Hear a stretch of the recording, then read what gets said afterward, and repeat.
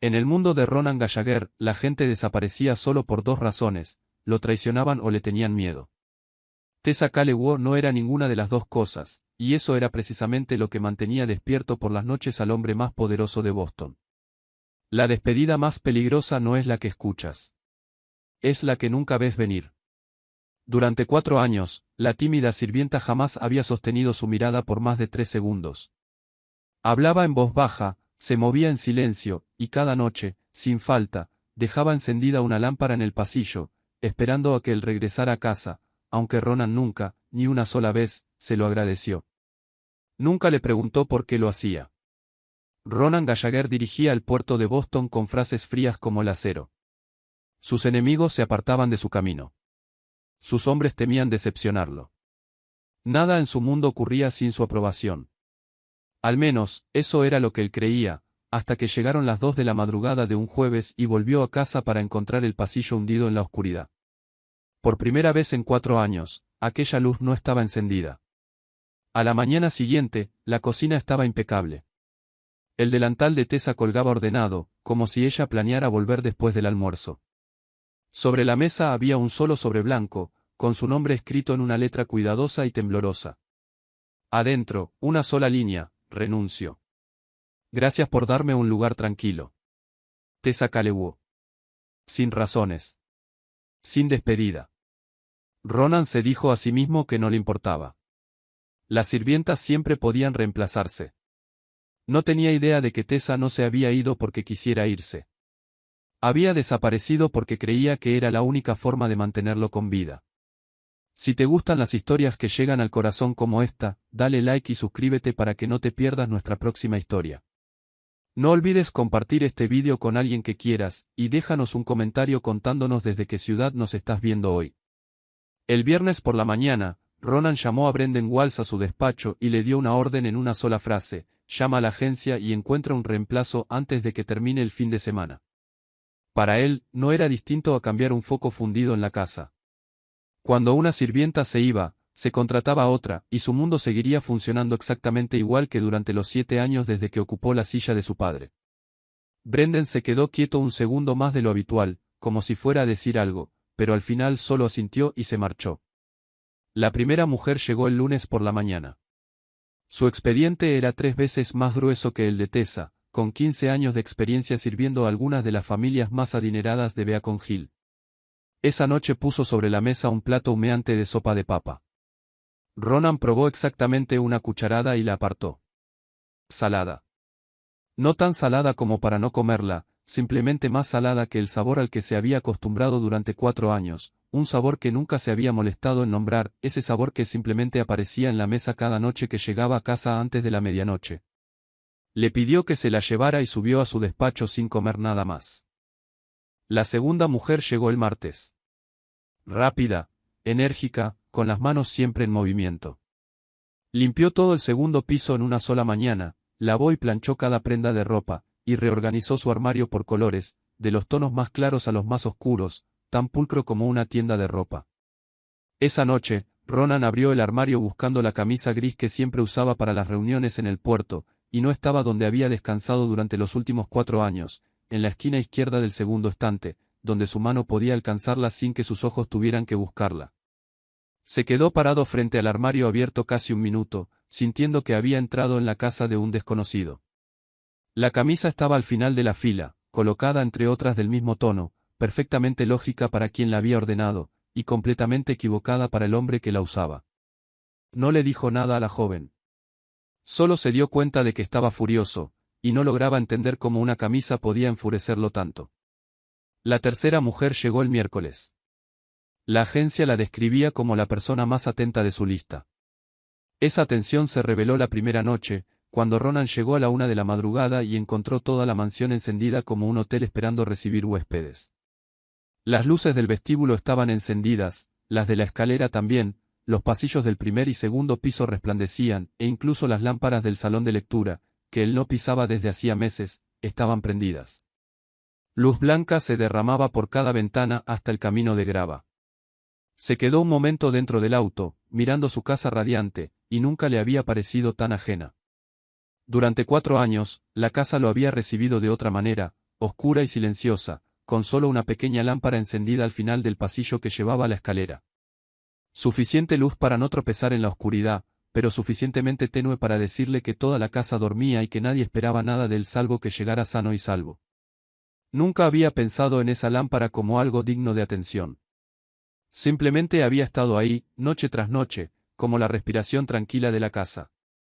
Ahora la mansión entera parecía jadear a través de 20 focos encendidos a la vez, y comprendió que preferiría caminar hacia la oscuridad. A la mañana siguiente le dijo a Brendan que despidiera a las 3 mujeres. Brendan no preguntó por qué. Solo hizo una pregunta: ¿cómo pensaba comer Ronan mientras esperaban a alguien nuevo? Ronan no respondió, porque tampoco lo sabía.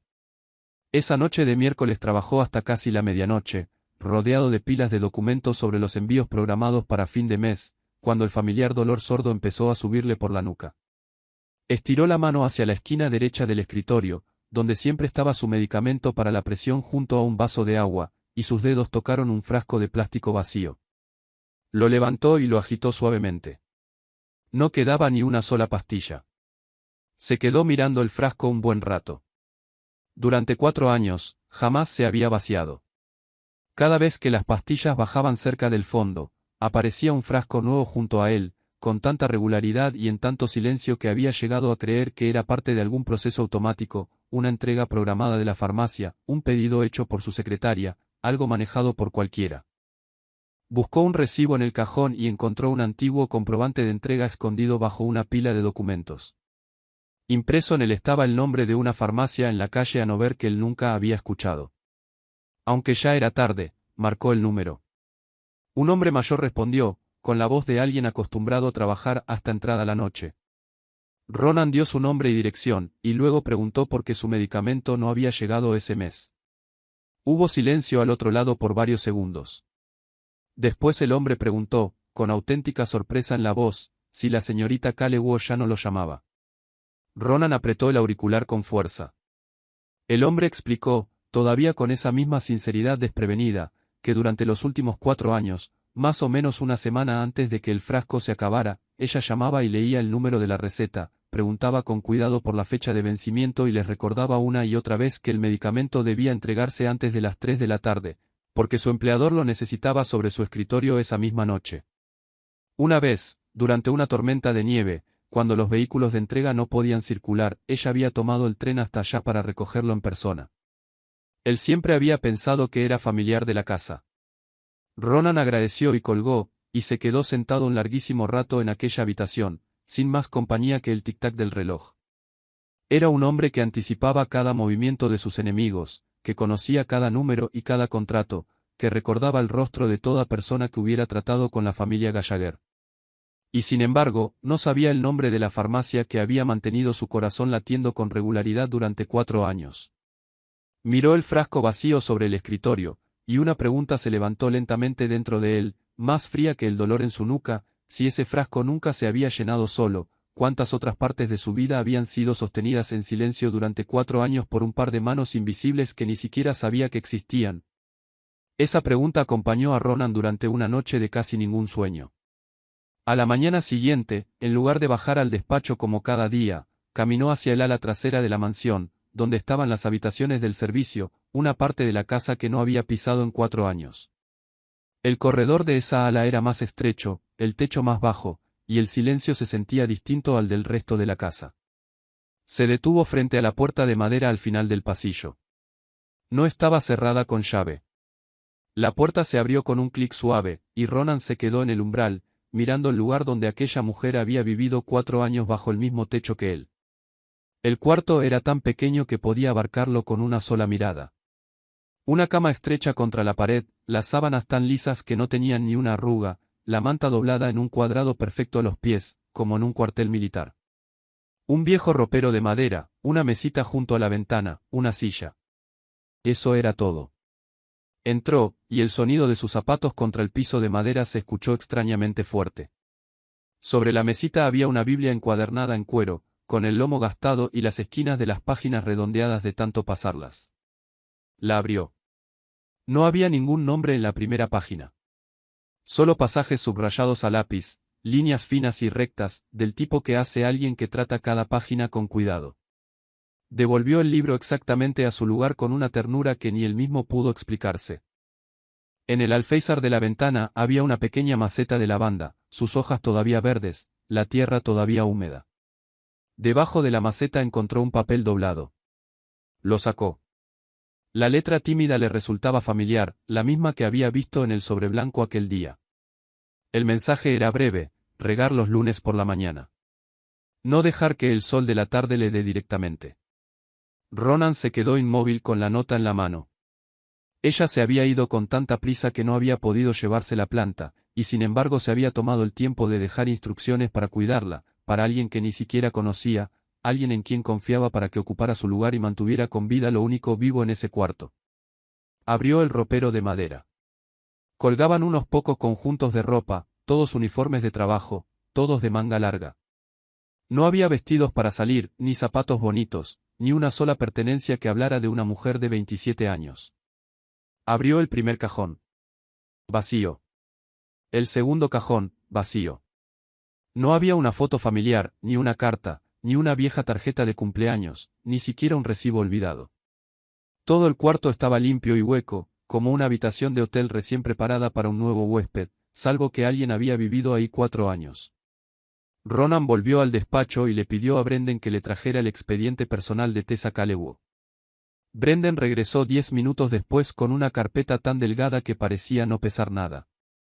Adentro había solo 2 cosas: una solicitud de empleo escrita a mano 4 años atrás, cada casilla llenada con letra cuidadosa y precisa, salvo una sección dejada en blanco, contacto de emergencia, y una evaluación anual firmada por el ama de llaves, cada una con la misma única línea: trabajadora, confiable, nunca se queja. Brendan, de pie junto al escritorio, dijo en voz baja que había preguntado entre el personal de la casa. Nadie sabía de dónde venía. Nadie la había escuchado hablar de su familia. Nadie la había visto recibir una carta ni una visita. En 4 años no había tomado un solo día libre, ni siquiera en Navidad, ni siquiera el Día de Acción de Gracias, los días en que todos tenían algún lugar al cual regresar. Ronan volteó la solicitud, miró la fecha escrita en la esquina superior, y el recuerdo de aquella única entrevista volvió con una claridad sorprendente. Había sido una tarde de otoño, 4 años antes, cuando el ama de llaves llevó al despacho a una joven delgada con un abrigo viejo, de pie en el borde de la alfombra como si temiera ensuciarla. Él estaba a mitad de una llamada telefónica y apenas miró la solicitud. Al colgar, le hizo una sola pregunta: ¿sabía guardar silencio? La joven levantó la vista y lo miró durante unos 3 segundos, los ojos cansados de alguien que acababa de sobrevivir algo muy largo, y luego bajó la mirada y asintió. Él hizo un gesto con la mano para que el ama de llaves se encargara del resto y volvió a su siguiente llamada. Eso fue todo. Había contratado, en menos de un minuto, a la mujer que sostendría el ritmo de toda su vida, con una pregunta que ahora, mirando atrás, parecía más una advertencia que una entrevista de trabajo. Y ella la había respondido más completamente que nadie que él hubiera conocido jamás. 4 años de silencio. Silencio mientras trabajaba. Silencio mientras lo cuidaba. Silencio incluso cuando se fue. Ronan cerró la delgada carpeta y la puso junto al frasco de medicina vacío que seguía sobre su escritorio desde la noche anterior. Afuera, la tarde caía sobre los techos de Boston. Pensó en el cuarto vacío del ala trasera, en el ropero sin una sola pertenencia personal, en la sección de contacto de emergencia que había quedado en blanco 4 años sin que nadie se molestara en preguntar por qué. Una persona había vivido en su casa 4 años sin dejar un solo rastro de sí misma. Solo había 2 explicaciones posibles: o de verdad no le quedaba nada en este mundo a lo cual aferrarse, o desde el primer día que cruzó las puertas de la mansión Gallagher había vivido como alguien que ya sabía que algún día tendría que desaparecer sin dejar huella. A la mañana siguiente, Ronan mandó llamar a la señora Dorothy al despacho. El ama de llaves había servido a la familia Gallagher desde los tiempos en que su padre aún vivía. Su cabello plateado recogido pulcramente en la nuca, sus manos arrugadas pero siempre limpias y tibias. Era la única persona en la mansión que se atrevía a mirarlo directamente a los ojos cuando hablaba, quizás porque una vez lo había visto llorar en el funeral de su padre, algo que nadie más en el mundo había tenido permitido presenciar. Ronan la invitó a sentarse, una cortesía que rara vez extendía al personal de la casa, y luego le preguntó directamente qué sabía sobre Tessa Calloway. La señora Dorothy lo estudió un momento con la expresión de quien siempre supo que esa pregunta llegaría, aunque no sabía si sería tarde o temprano. Después preguntó si quería escuchar sobre las cosas que la joven había hecho o sobre la persona que realmente era. Ronan dijo, todo. Ella sintió despacio y comenzó a hablar, con voz firme, como si desenredara cuidadosamente un largo carrete de hilo. Todos en esta mansión creían que las cosas simplemente funcionaban solas, le dijo, pero nada en esta casa sucede solo. Todo funcionaba bien porque había un par de manos revisando cada costura, todos los días. El joven amo era alérgico a los mariscos y todos en la cocina lo sabían, pero saberlo era una cosa. Tessa inspeccionaba personalmente cada entrega de comida cada semana, leía cada línea de ingredientes en cada frasco de condimento y cada botella de salsa, porque una vez descubrió que un aceite de cocina recién comprado contenía extracto de camarón, aunque el proveedor no lo había marcado claramente en la etiqueta. Devolvió todo el pedido en silencio, cambió de proveedor y no le dijo a nadie más que a mí. El ama de llaves hizo una pausa antes de continuar. Recordaba el reloj de cuero de su difunto padre, el que usaba todos los días. Ronan instintivamente miró su muñeca, donde el reloj de su padre seguía descansando, la correa de cuero café oscurecida por el tiempo. El año pasado la correa se rompió, le recordó ella. Él la había dejado sobre su escritorio y le había pedido a Brendan que la llevara a reparar, pero Brendan estuvo ocupado con asuntos del puerto ese día, y Tessa vio el reloj ahí durante 3 días. No se atrevió a llevar algo que había pertenecido a su padre y ponerlo en manos de un extraño. Así que compró cuero, aguja e hilo, y se quedó despierta 2 noches en su cuarto reparando la correa ella misma. Cuando terminó, la deshizo y volvió a coserla porque pensó que la primera fila de puntadas no era lo bastante buena. Le había dicho a la señora Dorothy que las pertenencias de los muertos debían ser cuidadas por las manos de alguien que todavía los amara. Ronan se quedó mirando la correa de cuero en su muñeca, las diminutas puntadas perfectamente rectas a lo largo del borde, puntadas que durante todo un año había creído obra de un artesano profesional. No dijo nada, y la señora Dorothy no necesitó que lo hiciera. Continuó contándole sobre los zapatos de cuero que siempre estaban lustrados los domingos por la noche, sobre la mermelada de naranja que a él le encantaba y que solo se vendía en una pequeña tienda a 7 paradas de tranvía de la mansión, a donde Tessa iba a comprar cada mes, en días en que todos los demás disfrutaban de su día libre. Y sobre cómo, cada vez que él volvía de un viaje largo, su recámara siempre estaba calentada 2 horas antes de su llegada, porque la joven recordaba que una vez había tosido durante toda una semana después de un vuelo nocturno. Después la señora Dorothy bajó la voz. Había una cosa más, dijo, la lámpara del pasillo. El joven amo probablemente nunca había preguntado por qué estaba encendida cada noche. Ronan levantó la mirada. La señora Dorothy juntó las manos y miró hacia la ventana, como si el recuerdo se desplegara de nuevo frente a ella. Pocos meses después de que la joven empezara a trabajar ahí, hubo una noche en que estaba tan agotada que se quedó dormida y olvidó encender la pequeña lámpara al final del pasillo, como solía hacer. Alrededor de las 3 de la madrugada escuchó un ruido afuera, el sonido de un hombre golpeando el mueble de madera en la oscuridad. Solo un impacto suave, seguido de silencio. Después el sonido cansado de pasos subiendo la escalera. A la mañana siguiente encontró el mueble corrido unos centímetros de su lugar y un rasguño leve sobre la madera. No le dijo nada a nadie, pero llegó donde la señora Dorothy con los ojos rojos, culpándose durante una semana entera, murmurando una y otra vez que su empleador trabajaba hasta quedar completamente exhausto antes de llegar a casa, y ella ni siquiera había logrado dejarle una pequeña luz para guiarlo. La señora Dorothy le había dicho que nadie la culpaba, que su empleador ni siquiera lo sabía. La joven negó con la cabeza y dijo algo que la señora Dorothy todavía recordaba, precisamente porque él no lo sabe, alguien tiene que recordarlo por él. Desde aquella noche, durante 4 años, esa lámpara nunca volvió a apagarse antes de que Ronan llegara a casa. Incluso en las noches en que la joven tenía fiebre, bajaba, encendía la lámpara, y solo entonces volvía a su cuarto a acostarse. El despacho permaneció en silencio un largo rato después de que la señora Dorothy terminó de hablar. Ronan seguía inmóvil detrás de su escritorio, los ojos fijos en algún punto lejano sobre la madera. Le había pagado a esa mujer un sueldo mensual para limpiar la casa, cocinar sus comidas y lavar su ropa, deberes anotados pulcramente en un papel. Y sin embargo, ella había tomado bajo su responsabilidad cada parte de su vida que él mismo había descuidado, su salud, el recuerdo de su padre, su sueño, incluso el corto trayecto de una docena de pasos desde la puerta principal hasta la escalera. Y había cuidado de todo eso en silencio, con una devoción tan completa que parecía considerarla la cosa más natural del mundo. Escuchó la aspereza en su propia voz cuando le hizo a la señora Dorothy una última pregunta, en su opinión, ¿por qué había renunciado Tessa? La señora Dorothy se puso de pie, alisó el frente de su delantal y lo miró con los ojos de alguien que ha vivido lo suficiente para conocer la diferencia entre una persona que huye y una persona que se sacrifica. Joven amo, dijo suavemente, esa chica no renunció. Alguien como ella solo se va cuando no le queda otra opción. Las palabras de la señora Dorothy apenas se habían asentado cuando, esa misma noche, Brendan tocó la puerta del despacho con algo en la mano. Por orden de Ronan, había mandado revisar de nuevo la cocina para ver si Tessa había dejado algo antes de irse. Y en el cajón más profundo de un mueble de cocina, bajo una pila de toallas dobladas, encontraron un antiguo cuaderno de tapa dura, las esquinas curvadas de tanto manipularlo. Brendan lo puso sobre el escritorio y dijo en voz baja, vi algunas páginas. Debería leerlo usted mismo. Después se retiró y cerró la puerta más suavemente que de costumbre. Ronan abrió el cuaderno en la primera página. Era un cuaderno común de gastos domésticos, del tipo que llevaría cualquier ama de casa ahorrativa.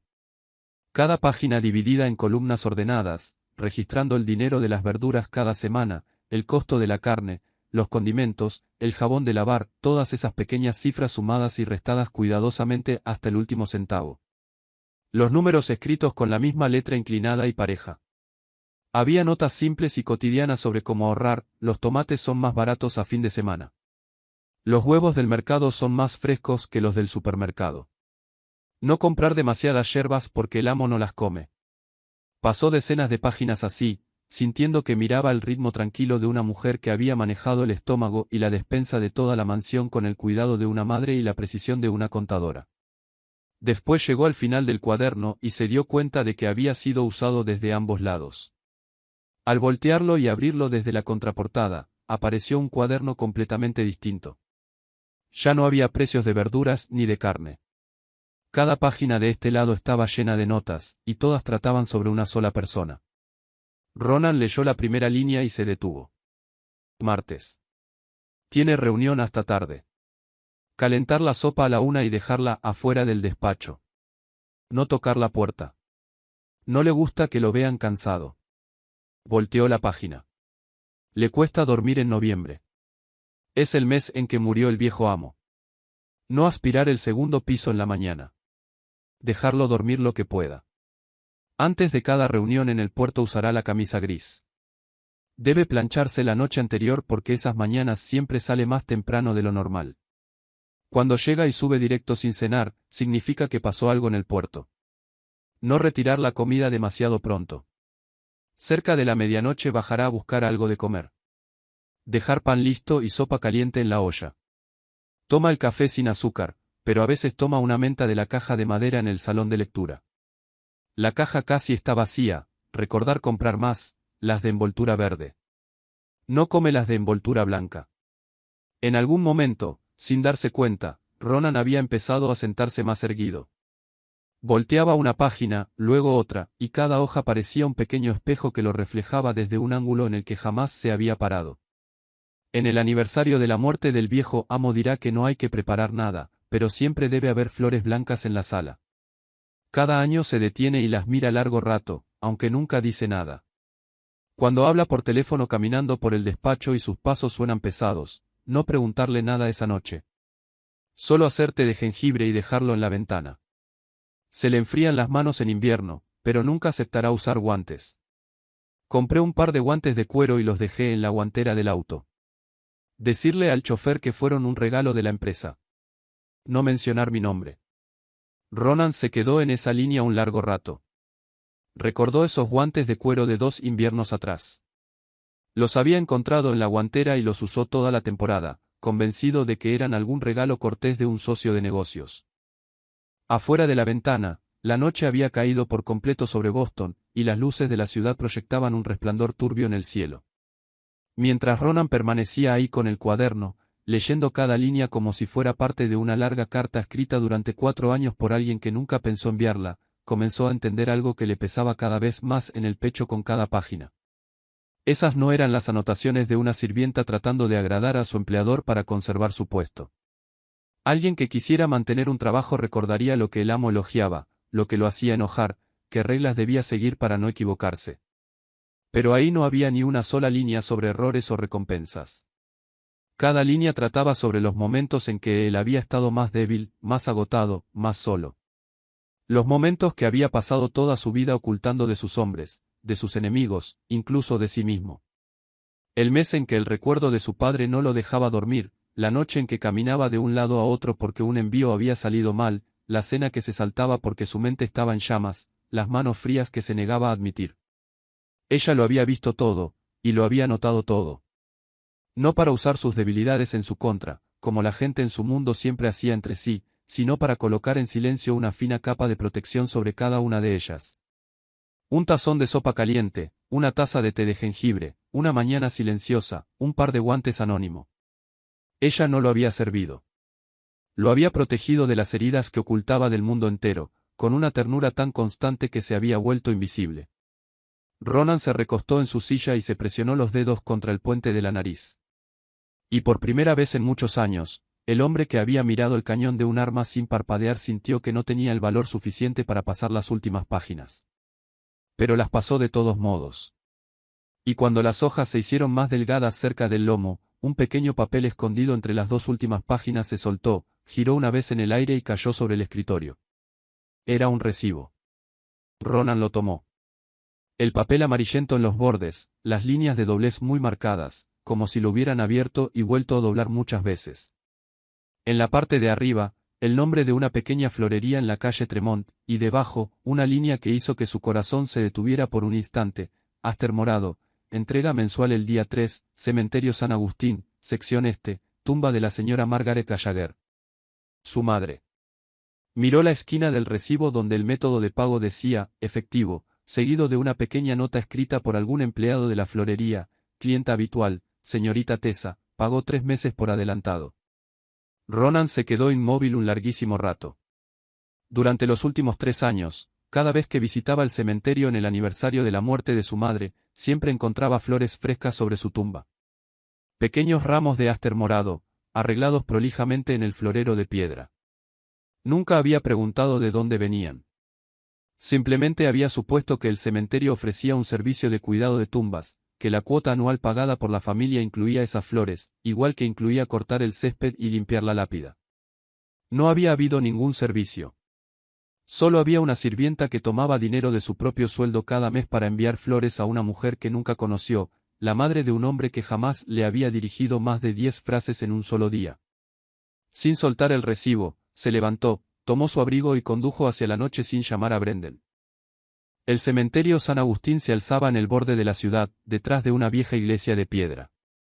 Cuando llegó, la puerta lateral todavía estaba abierta, y el viejo cuidador cerraba la puerta del cobertizo, la linterna en su mano proyectando unas largos sobre el camino de grava. Ronan caminó entre las hileras silenciosas de lápidas, guiado por la memoria, y se detuvo frente a la tumba de su madre.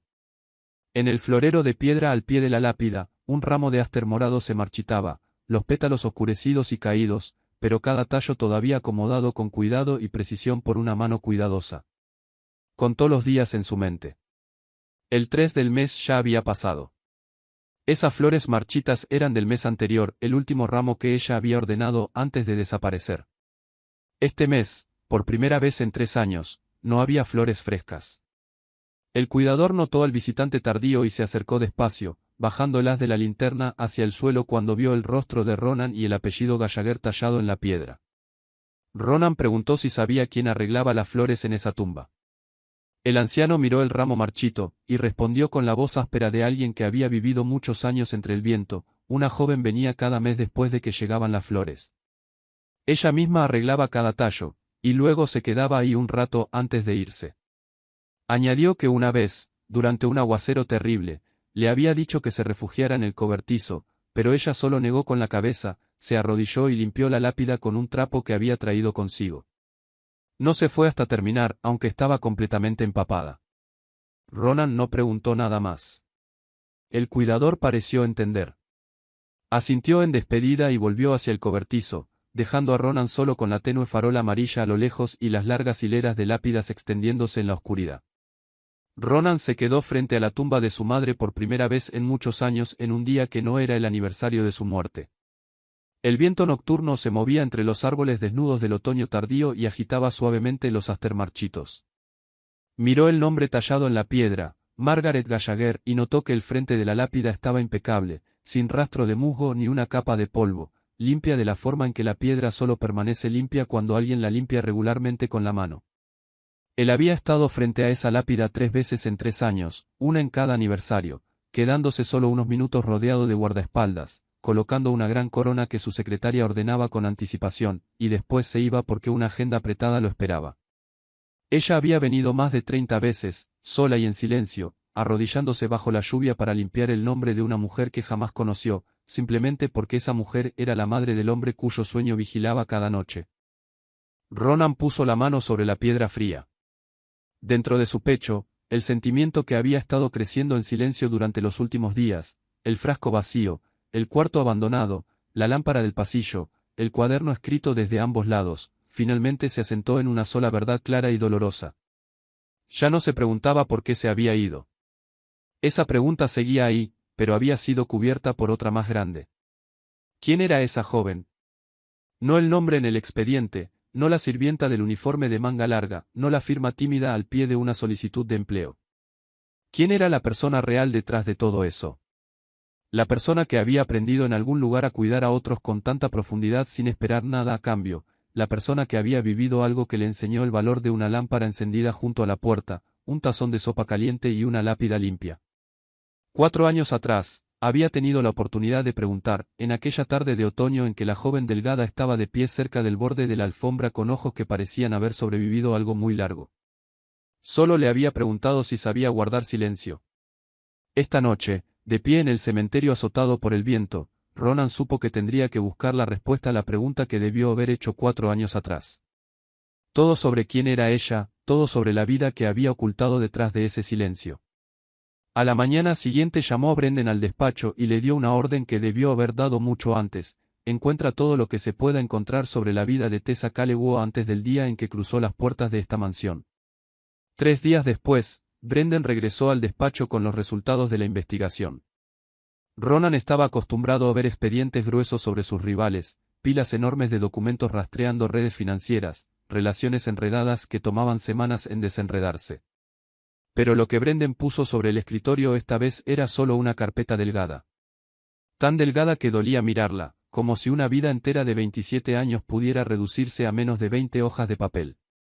Brendan habló en voz baja: buscamos con mucho cuidado, señor. La carpeta no es delgada porque hayamos pasado algo por alto.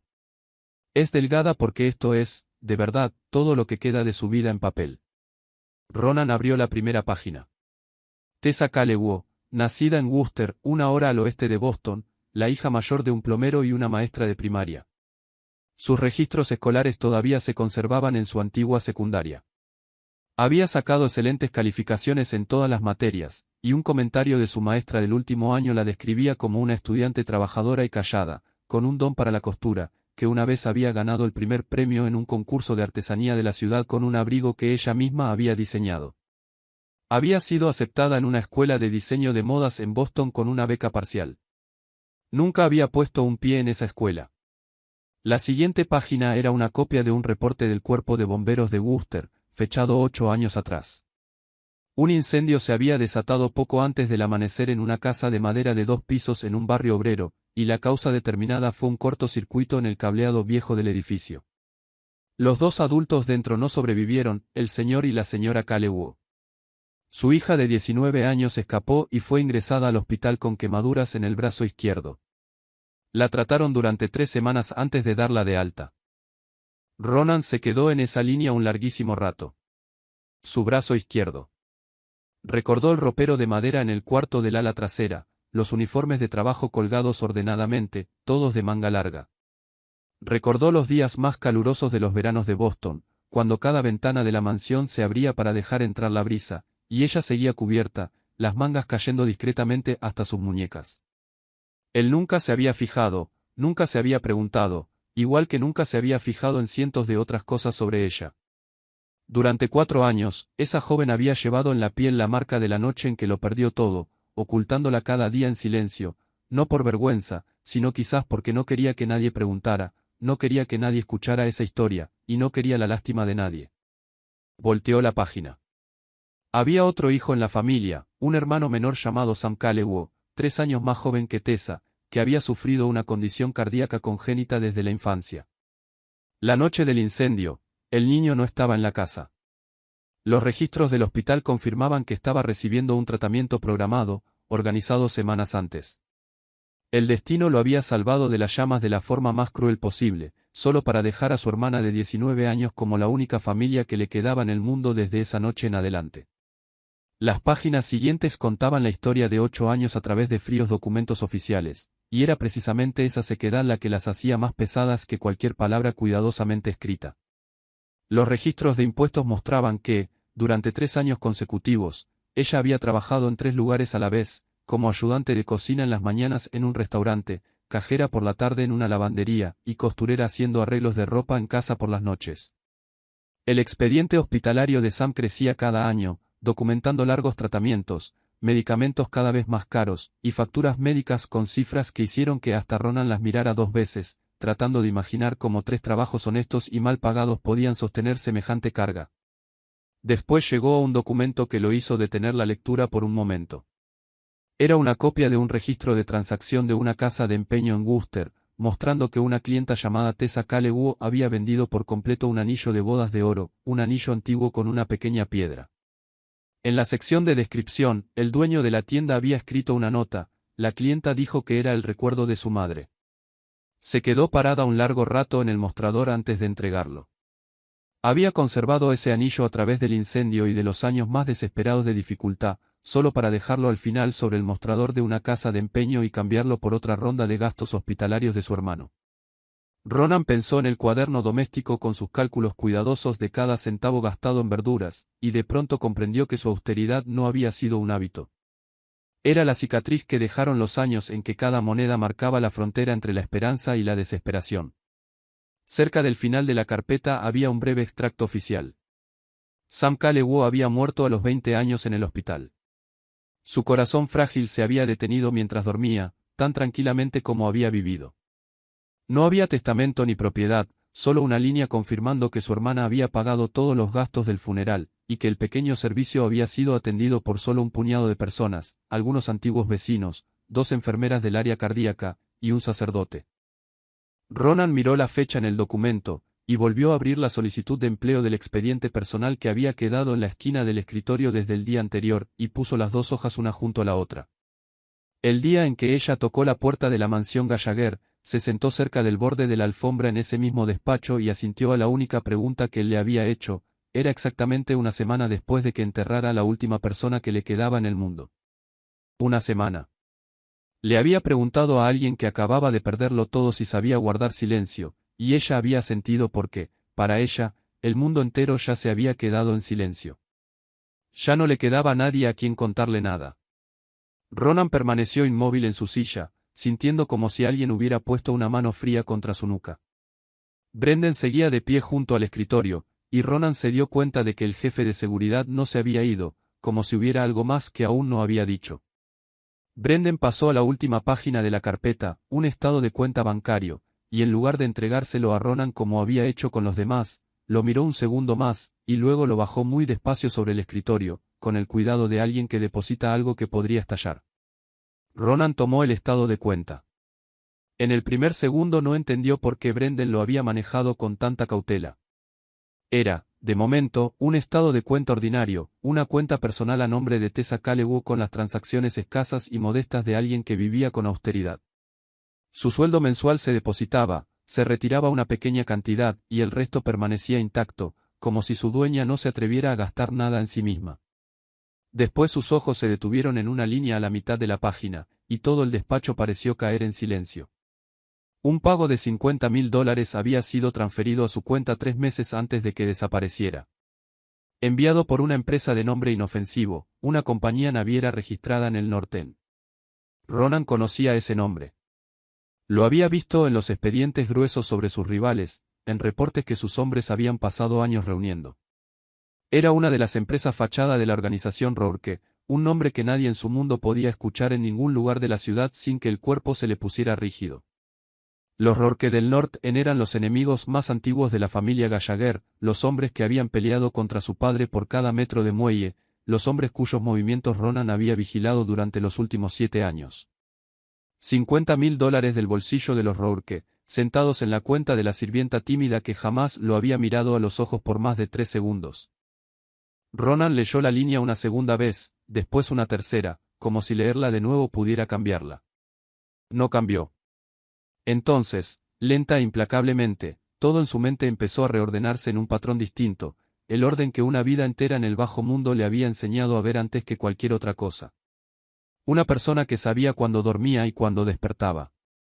Una persona que sabía qué medicamento tomaba, cuánto tomaba, y en qué esquina exacta del escritorio se guardaba.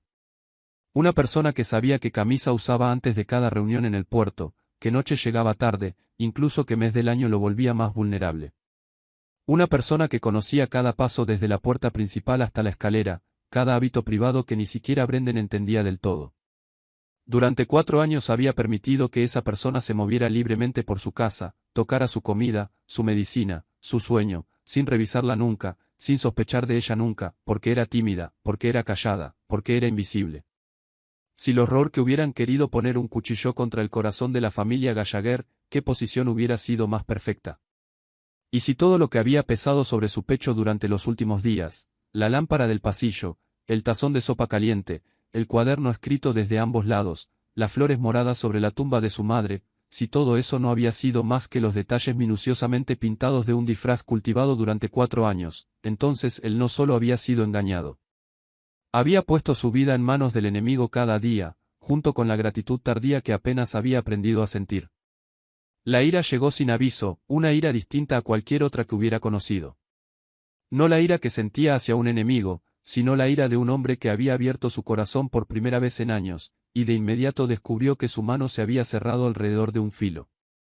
Ronan se puso de pie de golpe, y el vaso de whisky sobre el escritorio salió volando contra la pared, estallando en fragmentos brillantes sobre el piso de madera. Brendan no se movió. No se inclinó a recoger nada. Solo se quedó ahí, observando al hombre que respiraba agitadamente junto al escritorio. Ronan habló con una voz baja y afilada como el acero al ser molido: detengan toda búsqueda. Traigan de vuelta a todos nuestros hombres. Cierren con llave el cuarto del ala trasera, y que nadie vuelva a pronunciar el nombre de Tessa Callew en esta casa. Se dio la vuelta y quedó de espaldas a la habitación, mirando hacia la ventana, ambas manos apoyadas en el alféizar de piedra, observando cómo se encendían las luces de la ciudad sin ver realmente nada. Detrás de él, Brendan permaneció quieto un largo rato. Después, el jefe de seguridad que había servido a la familia Gallagher durante 20 años, el hombre que jamás había cuestionado una orden, habló suavemente, una sola frase: ¿usted le cree? Ronan no se dio la vuelta. Miró su propio reflejo tenue en el vidrio y no respondió. Porque dentro de su mente, 2 verdades se desgarraban entre sí, y ninguna soltaba su agarre. De un lado estaba el estado de cuenta, tinta negra sobre papel blanco, el tipo de evidencia que había pasado toda su vida aprendiendo a confiar sin dudar. El dinero no mentía. El dinero del Norte nunca era inocente. Del otro lado estaba la nota sobre regar la lavanda, las puntadas en la correa del reloj de su padre, la imagen de una joven arrodillada bajo la lluvia limpiando una lápida con el nombre de alguien que nunca había conocido. Ningún espía necesitaba arrodillarse bajo la lluvia dentro de un cementerio vacío cuando nadie miraba. Pero ninguna sirvienta honesta tenía $50.000 del dinero de los Rourke en su cuenta, tampoco. Brendan esperó un poco más, y luego se retiró en silencio y cerró la puerta, dejando a Ronan solo con el vidrio roto en el piso y una pregunta sin respuesta. En los días siguientes, la mansión Gallagher se hundió en un silencio incluso más pesado que el de la primera semana tras la desaparición de Tessa. Nadie se atrevía a pronunciar el nombre prohibido. La puerta de madera al final del corredor trasero permaneció cerrada con llave, y la planta de lavanda adentro se fue marchitando poco a poco porque nadie la regaba. Ronan se enterró en el trabajo, en los envíos, las reuniones y los contratos, tratando de reconstruir el muro de acero alrededor de sí mismo, el mismo muro tras el cual había vivido durante 7 años. Pero cada noche, cuando el auto llegaba a las puertas y la oscuridad del pasillo lo recibía en casa, alguna parte del vacilaba por un instante frente a esa negrura, y se odiaba a sí mismo por eso. Entonces, la mañana del 10º día desde que Tessa se fue, el portero reportó que había llegado un visitante. Un hombre mayor con un abrigo gris que se presentó como el abogado Howard Pierce. Traía un sobreencomendado bajo condiciones tan extrañamente estrictas que no podía enviarse por correo, no podía entregarse a nadie más, y solo podía colocarse directamente en manos del señor Ronan Gallagher precisamente ese día, el 10º día. Ni un día antes, ni un día después. Ronan hizo pasar al abogado al despacho. Howard Pierce era un hombre cauteloso. Apoyó su maletín de cuero sobre las piernas, sacó un grueso sobresellado con cera, y explicó brevemente que la persona que se lo había encomendado había pagado todos los gastos por adelantado. Su única condición era que la carta debía entregarse en manos del señor Gallagher exactamente al 10º día, porque, en sus propias palabras, si llega antes, alguien podría morir. Y si llega después, quizás ya sea demasiado tarde. No sabía nada más. Y Ronan no le preguntó nada más. Cuando la puerta se cerró detrás del abogado, Ronan se quedó un largo rato de pie con el sobre en la mano, reconociendo la letra tímida que formaba su nombre en el frente, la misma letra que había visto en otro sobre blanco 10 días antes, y en la nota sobre cómo regar una maceta de lavanda. Rompió el sello. Adentro había varias hojas cubiertas de escritura por ambos lados. Y en la primera línea, sin saludo ni introducción, ella escribía como si ya supiera lo que sentiría el hombre que la leyera. Si estás leyendo estas palabras, entonces probablemente ya viste el estado de cuenta, y probablemente crees que pertenezco a los Rourke. No te culpo. Eso es exactamente lo que ellos quieren que creas, y tuve que dejar que lo creyeras porque tu vida importa más que mi honor. Ronan se sentó y comenzó a leer. Ella escribía que todo había comenzado una madrugada, más de 3 meses atrás.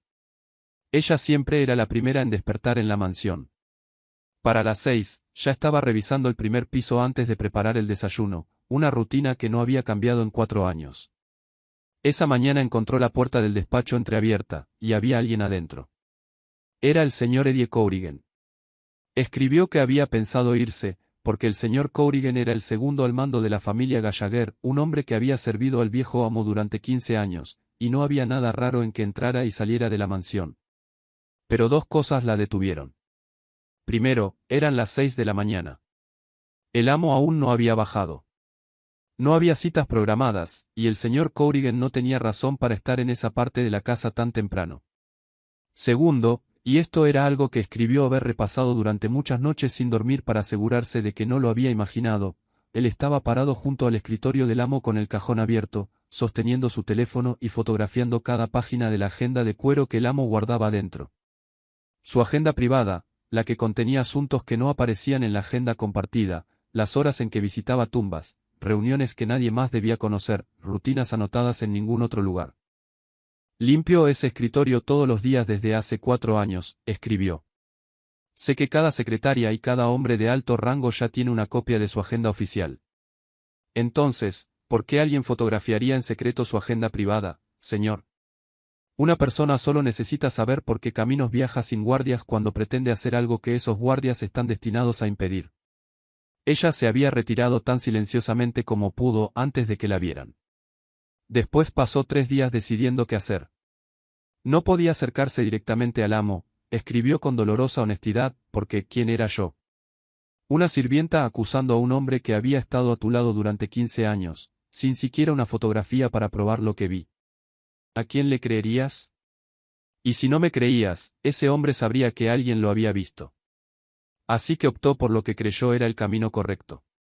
Reportó todo en silencio al señor Frank Doyle, el hombre encargado de la seguridad de la propiedad, el hombre que revisaba las puertas y el sistema de alarma cada día, el canal más seguro que alguien que trabajaba dentro de la casa hubiera podido confiar. Después escribió una frase que hizo que la mano de Ronan se enfriara sobre el papel: ese fue el error más grande de mi vida. Porque solo después entendí que el señor Doyle le pertenecía al señor Corrigan. 2 días después, el dinero apareció en su cuenta, $50,000 de una empresa cuyo nombre jamás había escuchado. Y antes de que pudiera siquiera entender qué estaba pasando, Corrigan la esperaba esa tarde dentro del cobertizo detrás del jardín, cuando ella fue a buscar suministros. Describió su conversación en líneas que empezaban a temblar sobre el papel. Él no le había gritado ni amenazado en voz alta. Había hablado con suavidad, como si hablaran del clima. Jovencita, a los ojos del mundo entero, ahora eres alguien que aceptó dinero de los Rourke. El rastro está ahí, en tinta negra sobre papel blanco.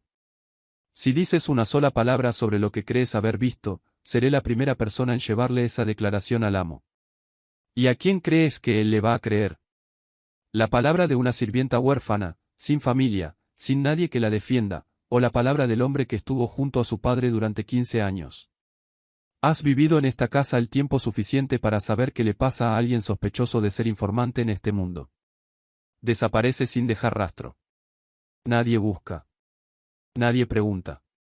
Nadie recuerda. Me quedé parada dentro de ese cobertizo ese día y entendí que estaba atrapada por todos lados, escribió. Si hablaba, moriría sin salvarte.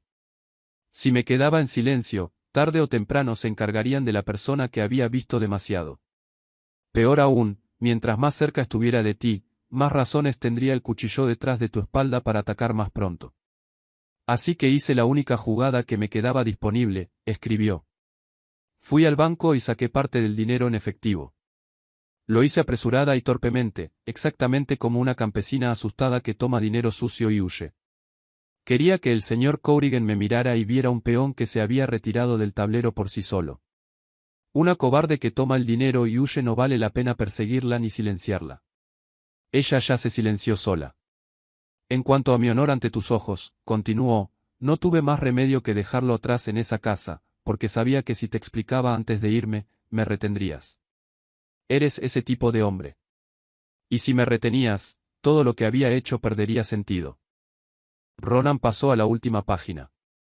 Las líneas ahí estaban escritas más despacio y con más cuidado, como si las hubiera escrito al final, después de que cada lágrima se hubiera secado. Van a actuar en el aniversario de la muerte de tu padre. Es el único día del año en que sales de la mansión sin seguir la ruta protegida. Limpié esa agenda el tiempo suficiente para saberlo, y ellos la fotografiaron con la claridad suficiente para saberlo también. Revisa el libro de embarques de marzo del Muelle 9. Ahí está todo lo que necesitas. No me busques. Y si llegas a esta línea y todavía me crees, pregúntale a la señora Dorothy sobre la lámpara del pasillo. Ronan dobló la carta y permaneció inmóvil en el despacho hasta que la oscuridad cayó por completo afuera. Después llamó a Brendan, le entregó la carta completa a su jefe de seguridad, y cuando Brendan bajó la última página, los dos hombres se miraron sin hablar, porque el mismo cálculo cruzaba la mente de ambos. Quedaban exactamente 14 días para el aniversario de la muerte del viejo amo. 14 días para voltear un tablero en el que el enemigo había estado acomodando sus piezas durante 3 meses. Ronan habló con una calma que parecía casi antinatural, abran el cuarto del ala trasera, rieguen la planta, y a partir de este momento, todo lo que hagamos lo sabremos solo tú y yo. Ningún documento a través de secretarias, ninguna llamada por la centralita, ninguna tercera persona, ni siquiera los hombres en quienes más confías, porque acabamos de aprender que el canal más seguro puede ser un embudo directo al oído del enemigo. La investigación comenzó esa misma noche, silenciosa como una aguja atravesando tela. Brendan bajó personalmente al Muelle 9 durante el turno de la noche y recuperó el libro de embarques de marzo bajo el pretexto de una inspección de rutina de fin de trimestre, algo que hacía ocasionalmente y que por lo tanto no llamaba la atención. Los dos hombres se sentaron en el despacho cerrado con llave, examinando cada línea bajo la lámpara del escritorio, y los números empezaron a contar su propia historia. Entre cientos de entradas normales de ingresos y gastos de un puerto en funcionamiento, había cuotas de carga pagadas a una empresa de servicios que ningún almacén había registrado haber visto jamás. Pagos repetidos a intervalos regulares, con cifras irregulares cuidadosamente redondeadas para parecer gastos legítimos, y todo fluyendo hacia la misma dirección, la Compañía Naviera del Norte en el nombre que había aparecido en el estado de cuenta de Tessa. Ronan pasó a las páginas de autorización. Lo mismo aparecía en cada una, la misma tinta azul familiar, pareja y segura, la firma de Eddie Corrigan. Durante 15 años, esa firma había descansado junto a la de su padre, y después junto a la suya, en miles de documentos. Y ni una sola vez se le había ocurrido que quizás necesitaba mirarla con otros ojos. En los días siguientes, Brendan asignó a los dos hombres en quienes más confiaba, hombres cuyos nombres no aparecían en ninguna lista oficial de personal, para seguir en silencio a Frank Doyle. Los resultados llegaron 3 días después. En sus tardes libres, Doyle salía de la mansión, pero no iba a casa. Manejaba en círculos y cambiaba de dirección 2 veces antes de detenerse en el norte, entrando a una pequeña cafetería a una cuadra de la sede de la empresa fachada, donde se sentaba en la mesa más alejada de la puerta con hombres cuyos rostros, capturados con suficiente claridad por una cámara distante, correspondían a 2 nombres que ya figuraban en los expedientes de la organización Rourke. Cada pieza encajó con una fluidez casi aterradora.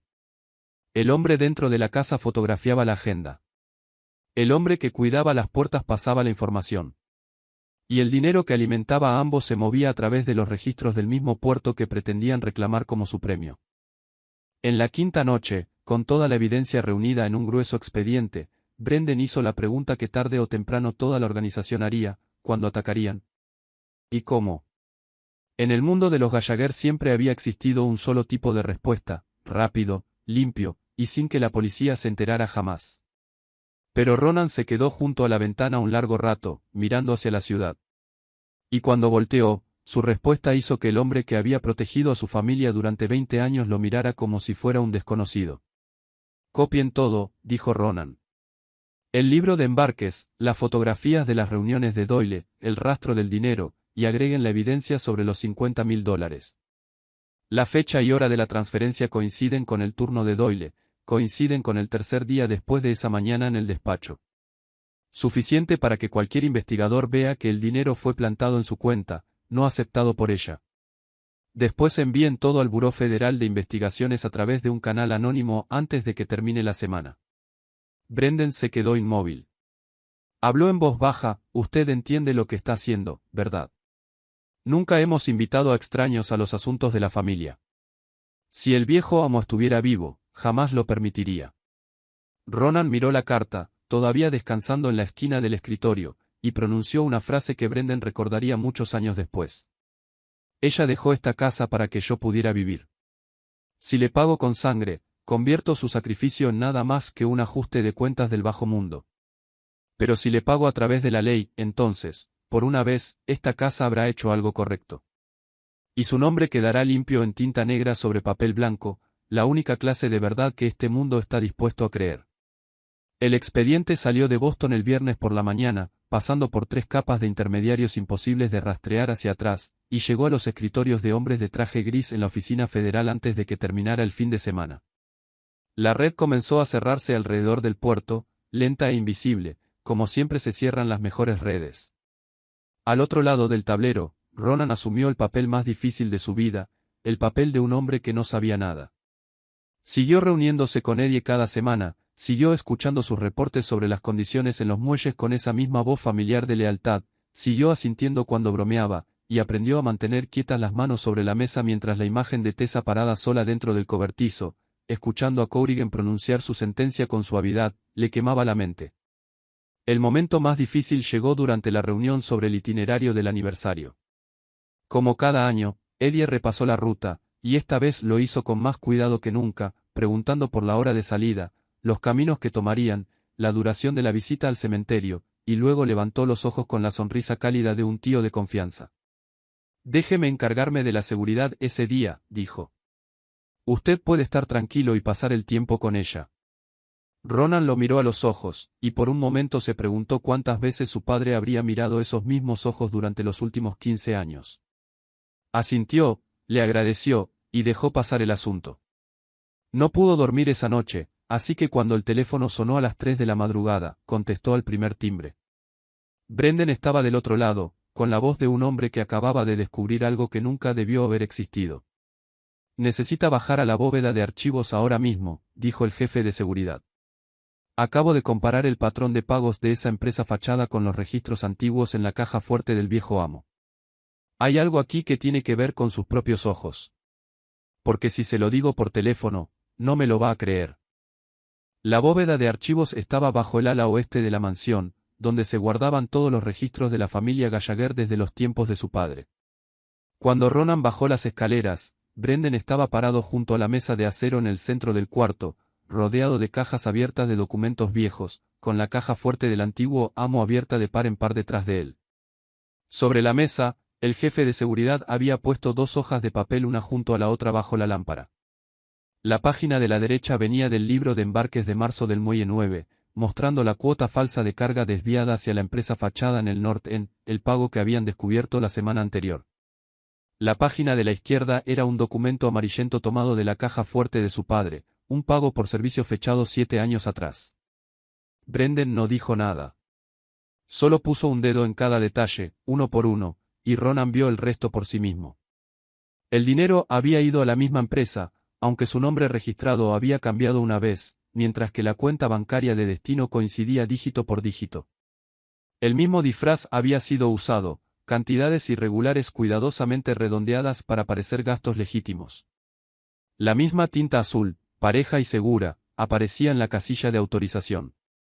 Y en la esquina del documento más antiguo, la fecha del pago caía dentro de una semana que Ronan jamás olvidaría, así viviera 100 años más, la semana en que el auto de su padre fue emboscado en el camino junto al río, un camino que no aparecía en ninguna agenda oficial, un camino que solo tomaba cuando quería visitar la pequeña iglesia a la que asistía en secreto, algo que no más de 5 de sus hombres de mayor confianza conocían. Durante 7 años, toda la organización había creído que los Rourke habían infiltrado a un informante entre los choferes. 3 hombres habían sido despedidos. Uno había desaparecido de la ciudad. Y el caso se había cerrado bajo un odio que nunca encontró respuesta. Ronan se quedó inmóvil frente a los 2 documentos, sintiendo que la sangre dentro de él empezaba a moverse más lento. No habían sido los choferes. Nunca habían sido los choferes. El hombre que vendió esa ruta junto al río era el hombre que se había sentado junto a su padre durante 15 años, el hombre que había puesto un brazo alrededor de Ronan en el funeral y lloró hasta que sus ojos quedaron rojos, el hombre que había dado el elogio fúnebre con voz quebrada que hizo bajar la cabeza a toda la iglesia, el hombre a quien el propio Ronan, un joven de 27 años recién huérfano, había confiado después el puesto de segundo al mando como un acto de gratitud hacia él. Servidor más leal de su padre. Eddie Corrigan había subido a la cima de su poder gracias a la misma muerte que él había vendido, y 7 años después usaba la misma fórmula, el mismo flujo de dinero, y el mismo trazo de tinta para preparar la venta del hijo. Brendan habló en voz baja, lo revisé 3 veces antes de llamarlo. Esperaba estar equivocado, pero no hay posibilidad de eso. Este patrón es la firma financiera de la misma mano. Ronan no respondió. Levantó el documento antiguo, estudió la tinta envejecida durante 7 años, y lo bajó de nuevo junto a la otra página, alineándolas con cuidado, como si estuviera colocando 2 lápidas en su lugar. Después le pidió a Brendan que lo dejara solo. Volvió al despacho antes del amanecer, abrió el gabinete más bajo detrás de su escritorio, donde guardaba las pertenencias de su padre, y sacó la vieja pistola. Había descansado dentro de un estuche de madera forrado en fieltro durante 7 años, limpiada y aceitada una vez al año, según un hábito que mantenía como un ritual, aunque nunca la había cargado ni disparado. La puso sobre el escritorio bajo la lámpara y se sentó frente a ella como si estuviera frente a otra persona. Cuando Ronan era niño, parado más allá de la rendija de esta misma puerta del despacho observándolo, su padre había dicho una vez que el poder no era una recompensa. Era una deuda, y un hombre pagaba esa deuda con soledad. Cuanto más alto se sube, más acostumbrado hay que estar a no confiar plenamente en nadie. Su padre había vivido toda su vida por esas palabras, y aún así había muerto a manos del hombre sentado más cerca de él. Ronan miró la pistola, y el camino por delante apareció en su mente tan claro como las líneas de su propia palma. Esta noche o mañana en la noche, una bodega vacía, una bala, y una deuda de 7 años pagada en el lenguaje del mundo que los había creado a él y a Eddie. Nadie en su mundo lo condenaría. Probablemente hablarían de eso como una sentencia justa. Su mano se posó sobre la empuñadura, y encajó con una perfección aterradora, como si el arma hubiera pasado 7 años esperando exactamente ese momento. Pero entonces, dentro de aquel cuarto silencioso, no fue el rostro de Eddie el que apareció en su mente. Fue una línea escrita en letra tímida e inclinada: tu vida importa más que mi honor. Fue la imagen de una joven retirando dinero apresuradamente para manchar su propio nombre e interpretar convincentemente el papel de una cobarde. Una mujer que había sacrificado cada pequeña cosa que poseía, su hogar, su trabajo, su honor, hasta el nombre limpio que era la última pertenencia de una huérfana, simplemente para que él no cayera en un camino solitario como su padre. Ella se había ido para que él pudiera vivir. Pero sentado frente a la pistola, Ronan de pronto entendió la segunda mitad de esa verdad, la parte que ella misma quizás nunca hubiera sabido cómo decir.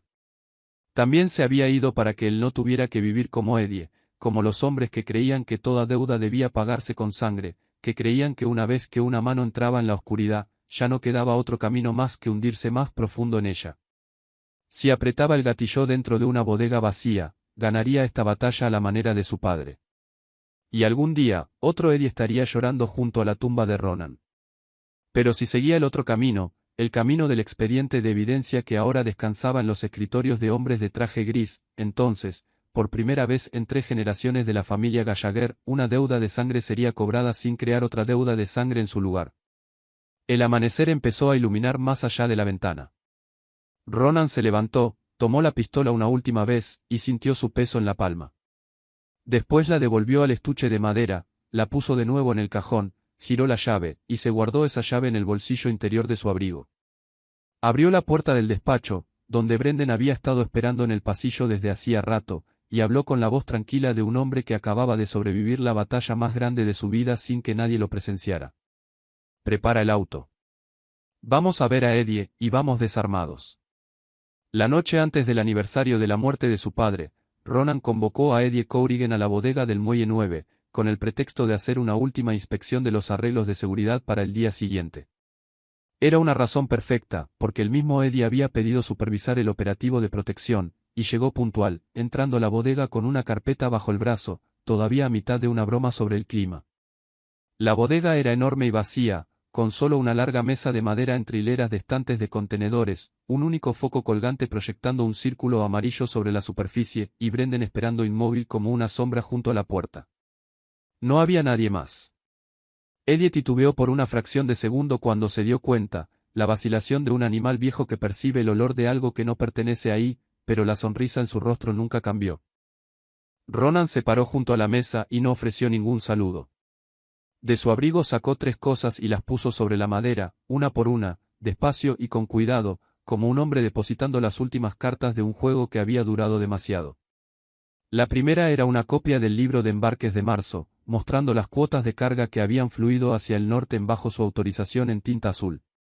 La segunda era una fotografía, extraída del teléfono de Frank Doyle, que los hombres de Brendan habían copiado en silencio 3 días antes, una imagen de una página de la agenda de cuero, tomada del lado derecho del escritorio del despacho a las 6 de la mañana, según la marca de tiempo del archivo.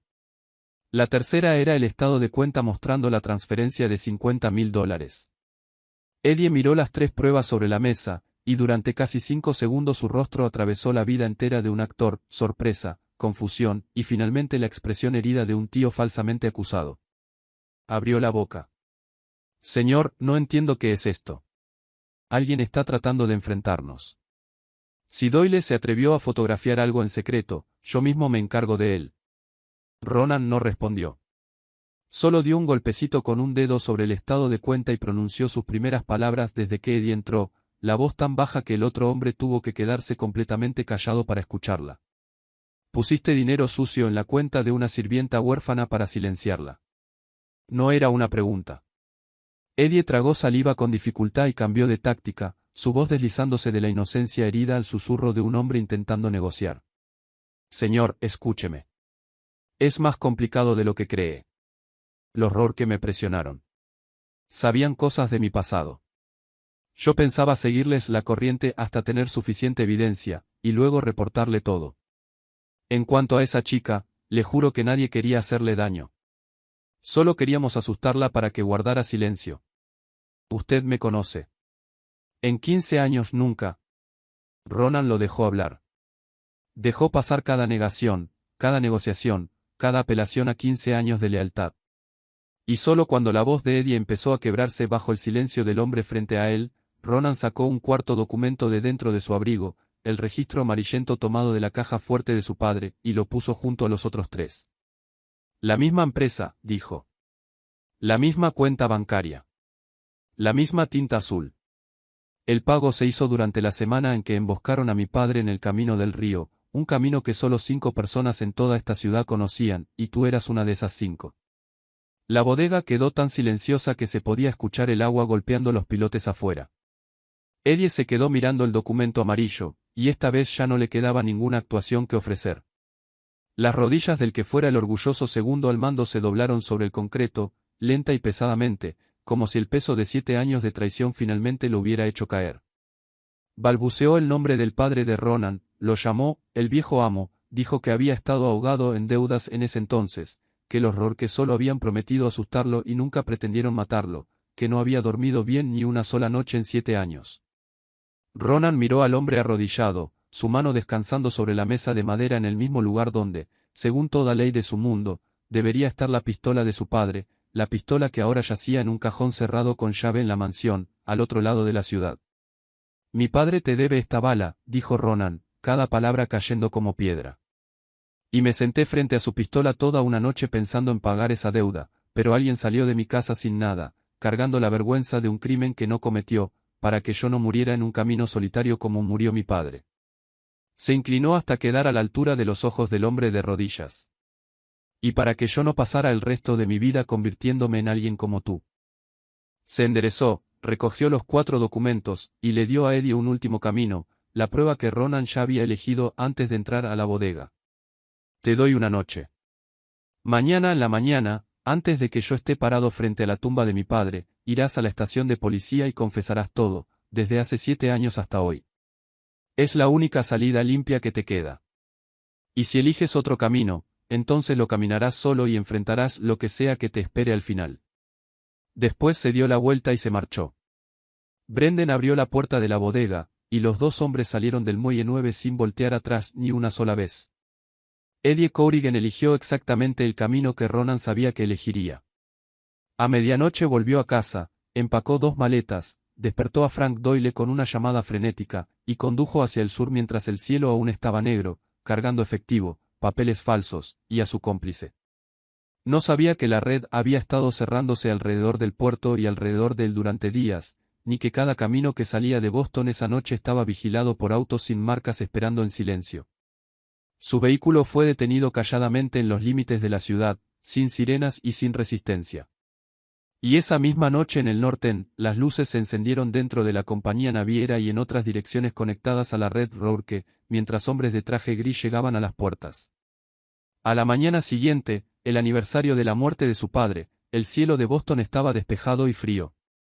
Ronan viajó al cementerio San Agustín sin seguir ninguna ruta protegida, porque por primera vez en 7 años, nadie lo esperaba en ningún camino para matarlo. Se paró frente a la tumba de su padre, y después cruzó hacia la de su madre y puso un ramo de aster morado, todavía húmedo por el rocío de la mañana, en el florero de piedra, las primeras flores que él mismo había elegido y pagado con sus propias manos, compradas en la pequeña tienda de la calle Tremonta donde una joven había ido en silencio durante 3 años. En las semanas que siguieron, la ciudad se enteró poco a poco, a través de los periódicos, de que una red de lavado de dinero y tráfico de información que operaba alrededor del puerto había sido desmantelada.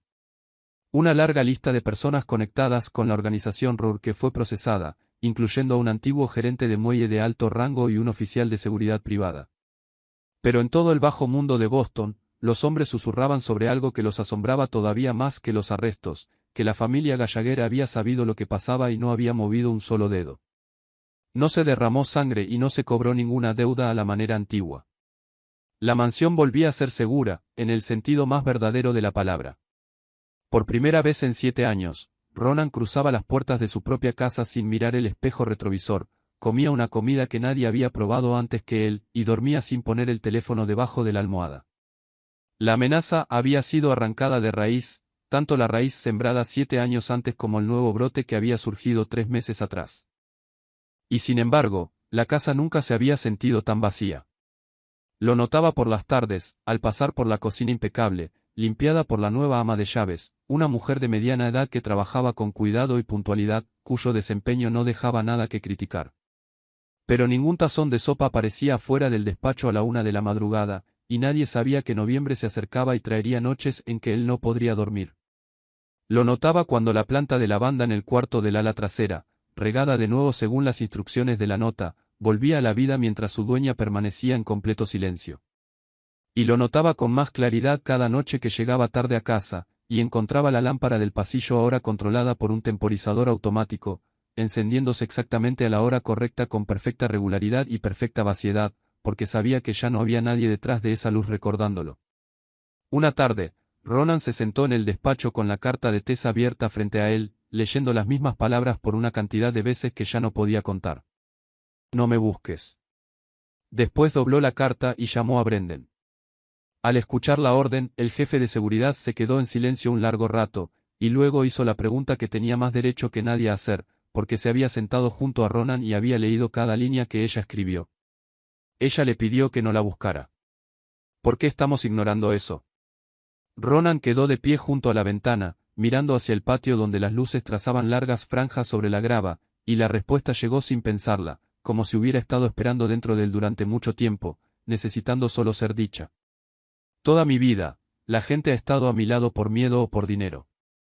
Mis enemigos me respetan por lo que puedo quitarles. Mis hombres me siguen por lo que puedo darles. Hasta mis parientes se me acercan a través de contratos. Ella fue la única persona que se quedó por mí, simplemente por mí, porque yo era un ser humano y no un nombre ni una silla. ¿Y sabes qué me asusta, Brendan? Ni siquiera sé su cumpleaños.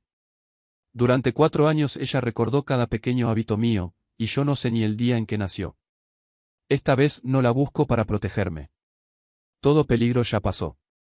La busco porque hay palabras de gratitud que, cuando quedan sin decirse, se convierten en deudas que un hombre carga el resto de su vida. Brendan no preguntó nada más, pero esa búsqueda no comenzó con una investigación. Comenzó una mañana en que la señora Dorothy tocó la puerta del despacho con una postal en la mano.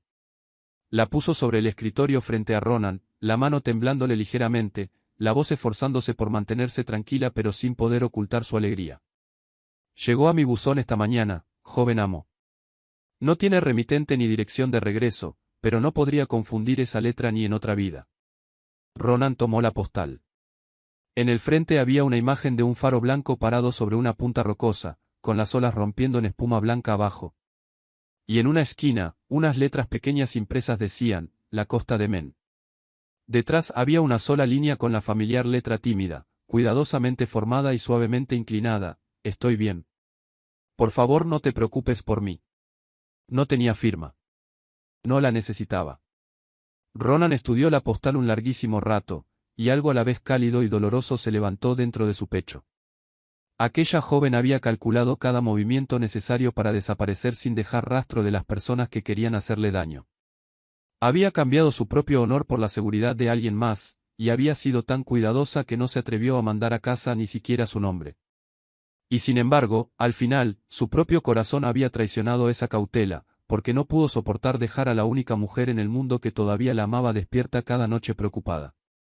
Podía protegerse de los enemigos, pero no pudo dejar de alimentar el cariño. La señora Dorothy habló suavemente, casi como si hablara consigo misma. Una vez le pregunté cómo le gustaría vivir si algún día llegaba a no tener que trabajar tanto. Sonrió con timidez y dijo que solo deseaba vivir en algún lugar donde pudiera escuchar el mar y aprender a coser bien. De joven ganó un concurso de costura, ¿sabía? Después se sonrojó, como si hubiera presumido accidentalmente algún gran logro. Ronan puso la postal junto a la carta, y 2 piezas del mismo mapa encajaron entre sí. La costa de Men, un lugar donde podía escuchar el mar. Una joven cuyas manos alguna vez habían ganado un concurso de costura de toda la ciudad. Alcanzó el teléfono y llamó a Brendan, su voz completamente distinta a la voz oscura y agotada de las últimas semanas.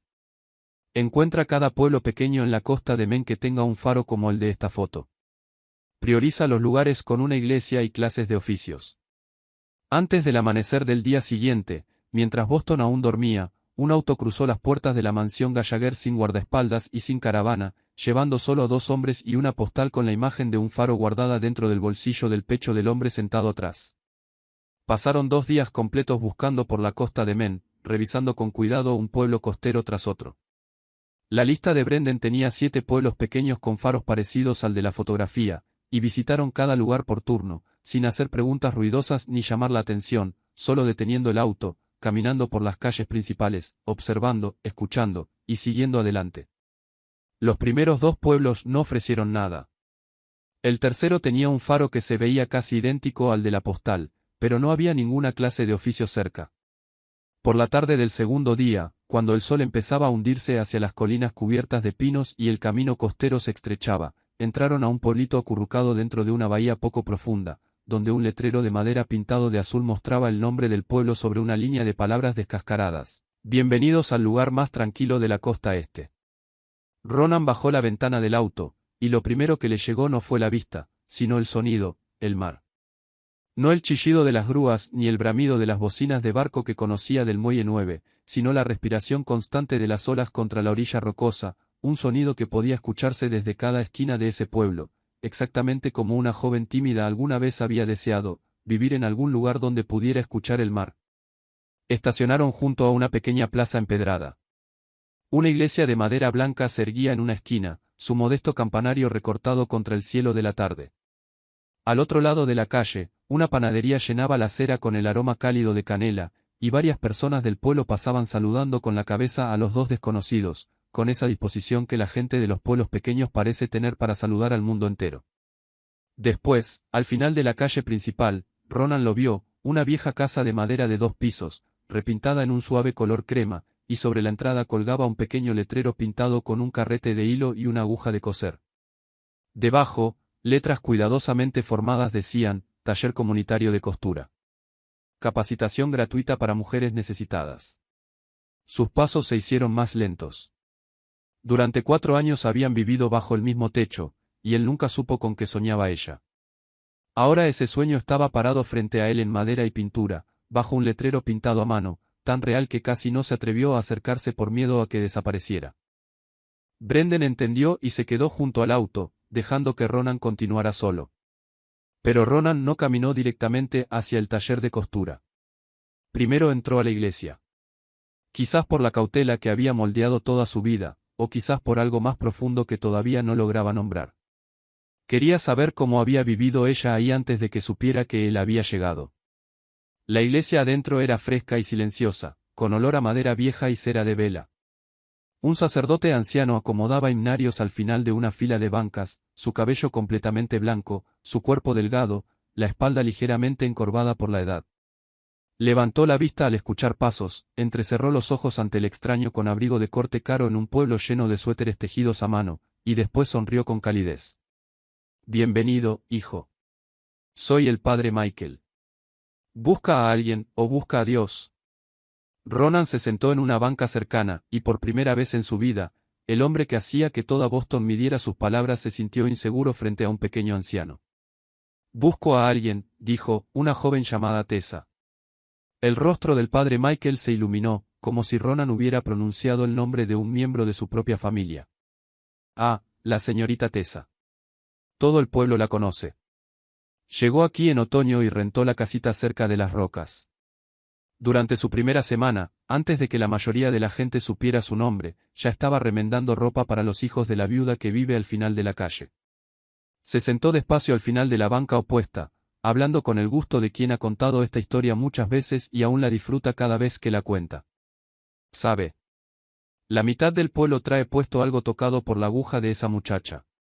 Camisas rotas le llegan, botones perdidos le llegan, y ella acepta todo. Trabaja con tanto cuidado como si cada prenda perteneciera a su propia familia, pero se niega a cobrar dinero. Cada vez que alguien le pone un pago en la mano, se sonroja e insiste en devolverlo. A lo mucho acepta una hogaza de pan o una canasta de manzanas. Después, varias mujeres del pueblo le pidieron que les enseñara. Ella aceptó, y el número de alumnas siguió creciendo. El dueño de la casa al final de la calle les ofreció la planta baja.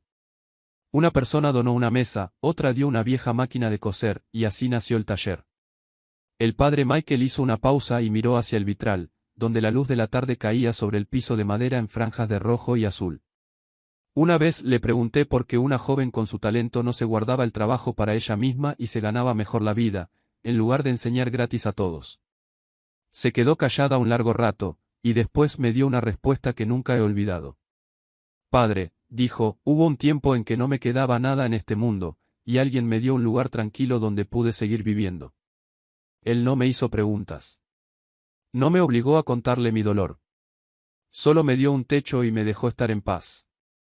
Le debo cada año de la vida que vino después. Así que ahora quiero hacer lo mismo por otros, por personas a quienes ya no les queda nada, tal como a mí no me quedaba nada entonces. Ronan se quedó inmóvil en la banca de madera. Un lugar tranquilo. Recordó las palabras del sobre blanco que ella había dejado: gracias por darme un lugar tranquilo. En ese momento las había leído sin entenderlas. Ahora, cada palabra parecía escribirse de nuevo frente a sus ojos, bajo una luz diferente. Durante 4 años él no le había hecho una sola pregunta amable. Le había pagado un sueldo mientras ella cargaba el peso de toda su vida. Y cuando se fue bajo el peso de una acusación falsa, lo que eligió contarle al mundo sobre él no fue su frialdad ni sus órdenes, sino su gratitud por un techo silencioso. Nunca lo había resentido, ni en una palabra, ni siquiera en un pensamiento. Y eso hacía su arrepentimiento más pesado que cualquier acusación que ella hubiera tenido derecho a lanzarle. El padre Michael miró al hombre sentado con la cabeza baja frente a él, y con la percepción de alguien que ha escuchado confesiones toda una vida, no preguntó nada más. Simplemente se puso de pie, caminó hacia la entrada de la iglesia, y señaló calle abajo, hacia donde se erguía la casa de madera color crema bajo el sol de la tarde. Llegó en buena hora. La clase de los niños está en sesión ahora. Solo siga el sonido de las risas, y la encontrará. Y en efecto, llegando desde el final de la calle sobre la brisa del mar, venía la risa clara y alegre de niños. Ronan caminó despacio por la calle y se detuvo frente al gran ventanal de la casa de madera color crema. Adentro, la luz dorada caía sobre 2 filas de mesas de madera donde varios niños charlaban alrededor de pedazos de tela de colores, y entre ellos, inclinada ligeramente hacia una niñita rubia con el cabello en 2 trenzas, estaba la joven que él había viajado cientos de kilómetros para encontrar. Tessa llevaba un sencillo vestido de lana gris, y su cabello caía libre sobre los hombros en lugar de estar recogido pulcramente en la nuca como durante sus 4 años en la mansión. Sostenía la mano de la niñita, guiando cada vuelta de hilo con una paciencia que hacía parecer que nada en el mundo podía importar más que ese pequeño nudo. La niña sacó la lengua concentrada, empujó la aguja, ató el hilo, y de repente gritó de alegría cuando el nudo se sostuvo.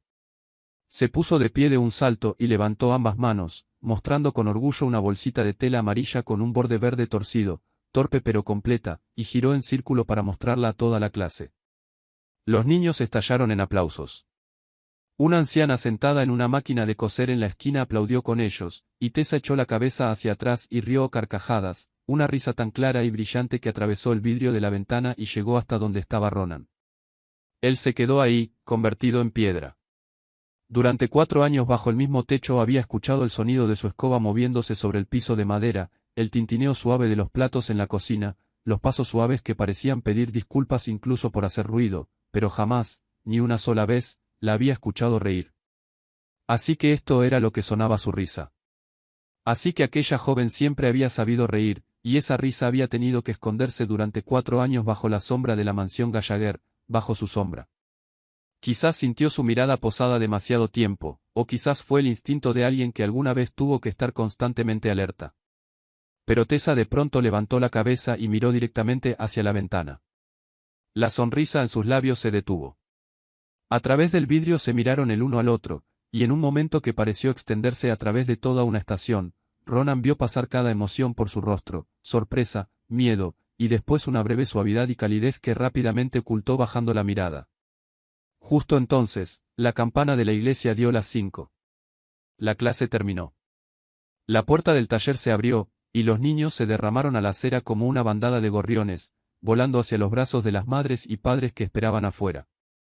Cada niño mostraba con entusiasmo lo que había hecho. La niñita de trenzas rubias saltaba junto a su madre, la bolsita amarilla balanceándose con cada paso, mientras voces brillantes se despedían de la señorita Tessa, resonando por toda la calle. Tessa se quedó en la entrada despidiéndolos con la mano, recordándole a un niño que trajera más tela la próxima vez, felicitando a otro por tener manos tan hábiles ese día, hasta que el último padre llevó al último niño doblando la esquina, y la charla se fue desvaneciendo en el sonido de las olas. Entonces se dio la vuelta y quedó frente a él en la acera, bajo el viento inquieto de la tarde. Ninguno de los dos habló durante un largo rato. La brisa del mar levantó un mechón de cabello sobre su mejilla, y ella levantó una mano para acomodarlo detrás de la oreja, el mismo gesto que Ronan había visto miles de veces durante 4 años, aunque solo hasta ahora se dio cuenta de cuánto lo había extrañado. Al fin, ella habló primero. Su voz tan suave que parecía temer romper la tarde. «¿Me encontraste?» Ronan asintió. Y cada frase que había preparado durante las cientos de millas recorridas, cada explicación, cada disculpa cuidadosamente ordenada como un contrato, se desvaneció por completo. Solo pudo decir lo más verdadero que le quedaba en el corazón. Espero que hayas encontrado paz. Tessa lo miró, y después volteó hacia el taller de costura detrás de ella, donde los carretes de hilo de colores todavía descansaban sobre las mesas, y la vieja máquina de coser estaba cubierta con una tela de flores. Cuando volvió a mirar, sus ojos se habían suavizado. La encontré. 3 palabras simples, y sin embargo Ronan las escuchó como si una piedra que había presionado su pecho durante semanas finalmente se hubiera levantado. Pero solo un latido después, sus cejas se juntaron de golpe, y empezó a preguntar de inmediato, antes de que la cautela pudiera detenerla, las preguntas de alguien que había pasado toda su vida preocupándose por los demás antes que por sí misma. ¿Cambiaste la ruta a casa? ¿Ya pasó el aniversario de la muerte del viejo amo? ¿Seguiste el camino de siempre ese día? He estado preocupada todo este tiempo. Ronan la miró, a la joven parada en medio del pueblo tranquilo que había encontrado, libre de todo al fin, y aún así su primera preocupación seguía siendo la seguridad de él. Tuvo que respirar antes de poder mantener la voz firme. Ya terminó, dijo. Arrestaron a Eddie, junto con Doyle y toda la red Rourke del Norten. Están todos esperando juicio, y hay suficiente evidencia para cada cargo. No se manejó a la manera del mundo antiguo, sino a través de la ley, en tinta negra sobre papel blanco. La miró directamente a los ojos. Desde hoy, ya no tienes que mirar sobre tu hombro. Nadie te sigue. Nadie me espera. Se acabó, Tessa. Era la primera vez que decía su nombre, solo su nombre, sin nada más agregado. Y vio que sus hombros temblaban ligeramente, como la cuerda de un instrumento que había estado tensa durante meses y que finalmente una mano gentil había soltado. Ella volteó el rostro hacia el mar y parpadeó varias veces. Cuando volvió a mirarlo, sus pestañas estaban húmedas, aunque su voz todavía intentaba sonar normal. Entonces qué bueno. Entonces valió la pena. Ronan se acercó un paso más y finalmente dijo lo que le debía, algo que no podía enviarse en una carta ni pasarse a través de otra persona. Solo una frase, sin excusas ni explicaciones. Hay algo más de lo que necesito disculparme, el dinero. Por un tiempo dejé que un número escrito en una página me hiciera creer lo peor de la mejor persona que jamás vivió bajo mi techo. Me equivoqué, y lo siento. Tessa lo miró un largo rato. La brisa del mar se movía entre ellos, cargando el sonido constante de las olas bajo los acantilados rocosos y el leve aroma a canela de la panadería más adelante en la calle. Después negó suavemente con la cabeza, no para rechazar su disculpa, sino como diciéndole que ya lo había perdonado antes incluso de que ocurriera la traición. Juntó ambas manos frente a ella, el gesto que siempre hacía cuando se preparaba para decir algo difícil, y comenzó a hablar, su voz haciéndose más lenta. Señor, si viajó hasta acá, entonces hay algo. Se detuvo. Algo que nunca le he contado a nadie más en este mundo. Lo invitó a entrar al taller de costura, porque, dijo, esta no era una historia que pudiera contarse parada en el viento. Adentro, la luz dorada caía sobre las mesas todavía cubiertas de retazos de tela de colores. Tessa le sirvió una taza de té de la vieja tetera sobre la pequeña estufa en la esquina, después se sentó frente a él, sosteniendo su propia taza con ambas manos como buscando calor, y empezó a hablar con voz lenta y firme, como alguien que ha contado esta historia miles de veces dentro de su mente pero nunca la ha dicho en voz alta. Ya debes saber sobre mi hermano, dijo, sobre su condición cardíaca y los años en que trabajé 3 empleos para pagar su tratamiento. Ronan asintió, y ella bajó la mirada hacia la mesa. Durante los últimos años de Sam, su medicina se volvió más cara, y el hospital recomendó un nuevo tratamiento, algo mejor y más suave, que lo haría sufrir mucho menos durante los meses que le quedaban. Pero la cantidad que pedían. Sacudió ligeramente la cabeza al recordarlo. Señor, ya había vendido todo lo que podía vender, hasta el anillo de bodas de mi madre. Había pedido prestado a todo lugar dispuesto a prestarme, y esa cantidad seguía tan fuera de mi alcance que no me atrevía a leerla en voz alta. Cada noche me sentaba en el pasillo del hospital mirando el aviso de cargos, pensando que iba a ver a mi hermano pasar sus últimos meses de la forma más dolorosa posible, simplemente porque yo era pobre. Hizo una pausa y tomó un sorbo de té, mientras Ronan permanecía quieto como piedra, casi sin atreverse a moverse por miedo a romper el hilo de su historia. Entonces, una mañana, continuó, la oficina financiera del hospital me llamó. Me temblaban las piernas mientras caminaba hacia allá, porque pensé que me iban a decir que el tratamiento tenía que suspenderse. Pero la mujer detrás del mostrador me entregó un documento y dijo, señorita Calewu, el costo completo del tratamiento de su hermano ha sido pagado en su totalidad, incluyendo todos los cargos pendientes anteriores. Me quedé ahí leyendo el papel una y otra vez. Pregunté quién había pagado, pero solo me dijeron que era un fondo caritativo anónimo. El fondo solo había dejado su nombre, sin dirección, sin representante. Tessa levantó la mirada hacia Ronan, y algo tierno y distante brillaba en sus ojos. El fondo llevaba el nombre de una mujer, el Fondo Memorial Margaret, creado para pacientes cardíacos que no podían pagar su tratamiento. El corazón de Ronan se detuvo por un instante. Ella continuó, su voz todavía uniforme, aunque cada palabra atravesaba el silencio como una aguja a través de tela. Gracias a ese fondo, Sam tuvo los últimos meses que los doctores le habían prometido, tranquilos y con muy poco dolor. Todavía tenía fuerzas para sentarse junto a la ventana y dibujar. Hasta me molestaba diciendo que se suponía que yo era costurera pero no sabía coser bien. Y cuando su corazón se detuvo mientras dormía, su rostro estaba tan tranquilo que supe que le debía a ese fondo anónimo más que una vida. Les debía la paz que le dieron a mi hermano al final. Puso su taza sobre la mesa. Después del funeral no podía dormir. Seguía pensando que alguien había salvado a mi hermano, y ni siquiera sabía un nombre que pudiera agradecer. Así que empecé a buscar. Le pregunté al hospital, pero no tenían permitido decirme. Contacté a las oficinas de registro y seguí los documentos usados para crear el fondo. Me tomó casi un mes, y al final de todas esas capas de papeleo, encontré la firma del fundador. No tenía título al lado, ni nombre de empresa. Solo un nombre. La habitación quedó en silencio, con solo el sonido lejano de las olas y el tic-tac del viejo reloj en la pared. Ronan Gallagher. Busqué ese nombre, dijo suavemente. Y averigüé quién era usted. Todo Boston sabía quién era usted. La gente hablaba de usted en voz baja. Decían que era más sabio no cruzarse en su camino. Pero yo no podía dejar de pensar en una sola cosa. Un hombre con tanto poder, un hombre que la gente encontraba tan temible, había creado en secreto un fondo escondido con el nombre de su madre, y pagaba las facturas médicas de pacientes cardíacos pobres que nunca había conocido, sin anuncio, sin periódicos, sin pedir una sola palabra de gratitud. Hasta lo ocultaba como si estuviera ocultando una debilidad. Un hombre así, pensé, debe tener un corazón dentro del pecho que ni él mismo se atreve a mirar directamente. Sonrió, la primera sonrisa que había dado desde que se sentaron. Una semana después del funeral de Sam, leí que la mansión Gallagher buscaba una sirvienta, y me presenté en su puerta. No fui porque necesitara techo, señor, aunque todos creyeron eso, incluido usted. Fui a pagar una deuda que mi benefactor ni siquiera sabía que me había dado. Usted le ahorró a mi hermano el peor sufrimiento de sus últimos meses sin necesitar que nadie lo supiera. Así que yo quise cuidar del hombre que había hecho eso sin necesitar que nadie lo supiera tampoco. Solo quise mantener encendida una luz para alguien como él. Eso fue suficiente. Esos 4 años nunca fueron un trabajo para mí. Fueron la expresión de gratitud más larga que supe cómo dar.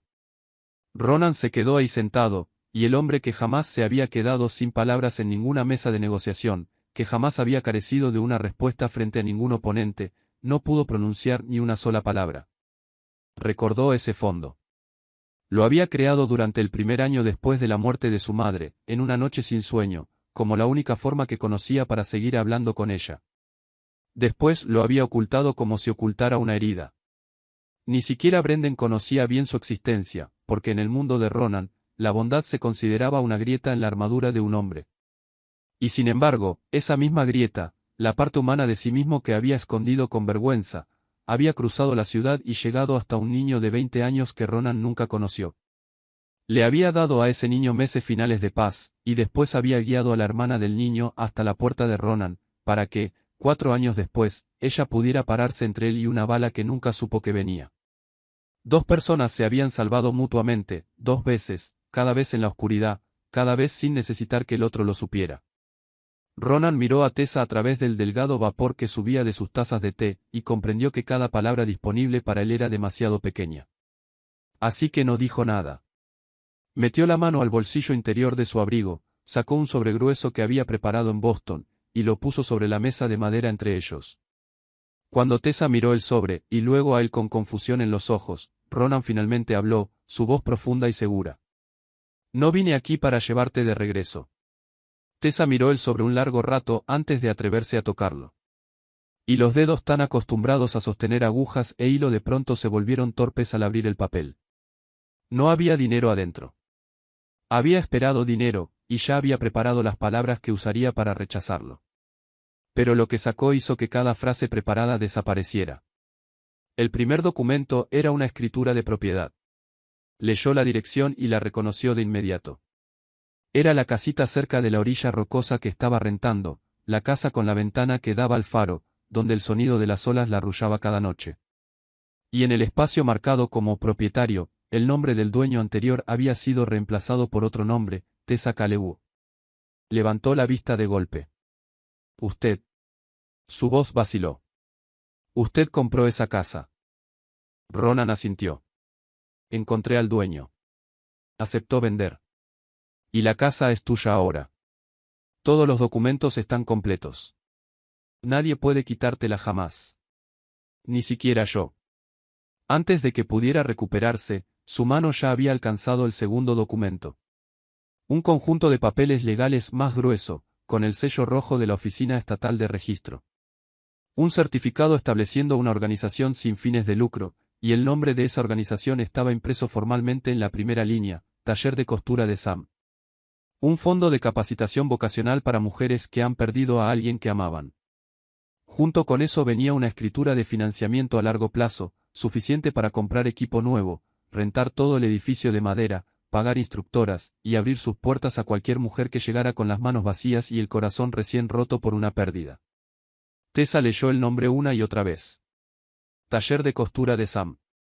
Su dedo temblando se movió sobre el nombre, Sam, como si estuviera tocando un rostro. Y Ronan habló, la voz bajando. Pensé mucho en cómo debía llamarse. Y después entendí que solo podía llevar el nombre de tu hermano, porque cada puntada que le enseñas a otra persona comenzó durante esos años en que cosías para mantenerlo con vida. Él merece quedarse dentro del sueño de su hermana. Hizo una pausa, y después dijo las palabras que había compuesto y revisado a lo largo del viaje de cientos de kilómetros, la única frase que había quedado entera. No puedo comprar los 4 años que me diste. Nada en este mundo podría comprarlos jamás. Lo único que puedo hacer es que tu sueño sea lo bastante fuerte para sostenerse solo, para que nunca más dependa de la bondad incierta del mundo. Y Tessa lloró. No el parpadeo silencioso de lágrimas que había hecho en la acera esa tarde, sino un llanto real, los hombros temblando, las lágrimas cayendo antes de que pudiera limpiarlas, los sollozos que trataba de contener liberándose dentro del taller vacío. Durante 4 años en la mansión nunca se había permitido derramar una sola lágrima frente a nadie. Había llorado sola en el cuarto del ala trasera. Había llorado sola en los pasillos del hospital. Había llorado sola bajo la lluvia en el cementerio. Y ahora, por primera vez, lloraba frente a otra persona, el hombre cuyo sueño había vigilado durante 4 años sin atreverse jamás a esperar que él supiera su nombre. Ronan no se acercó para abrazarla. Sabía que no había ganado ese derecho. Simplemente se levantó, sirvió más té en su taza, lo puso suavemente frente a ella, y esperó. Cuando sus sollozos se calmaron, pronunció las últimas palabras que había ido a decir. Gracias, Tessa, por el frasco de medicina que nunca estuvo vacío, por el cuaderno escrito con 4 años de silencio, por las flores moradas en la tumba de mi madre, y por esta vida mía, por todo. Gracias. Fue solo una frase. No explicó cómo había descubierto cada cosa, porque hay deudas que se aligeran cuando se describen con demasiado detalle, y quería mantener sobre sus propios hombros todo el peso de esta. Después tomó su abrigo, inclinó la cabeza ante ella de una forma en que nunca se había inclinado ante nadie, y caminó hacia la puerta. Tessa se quedó parada en medio del taller de costura con el sobre en las manos, viendo su figura desaparecer calle abajo mientras las farolas se encendían, y no lo llamó de vuelta, porque entendió que ese hombre le estaba dando el regalo más grande de todos, el derecho a quedarse con la vida que había elegido. En el camino de regreso a Boston, la noche se extendía a través de hileras de pinos oscuros.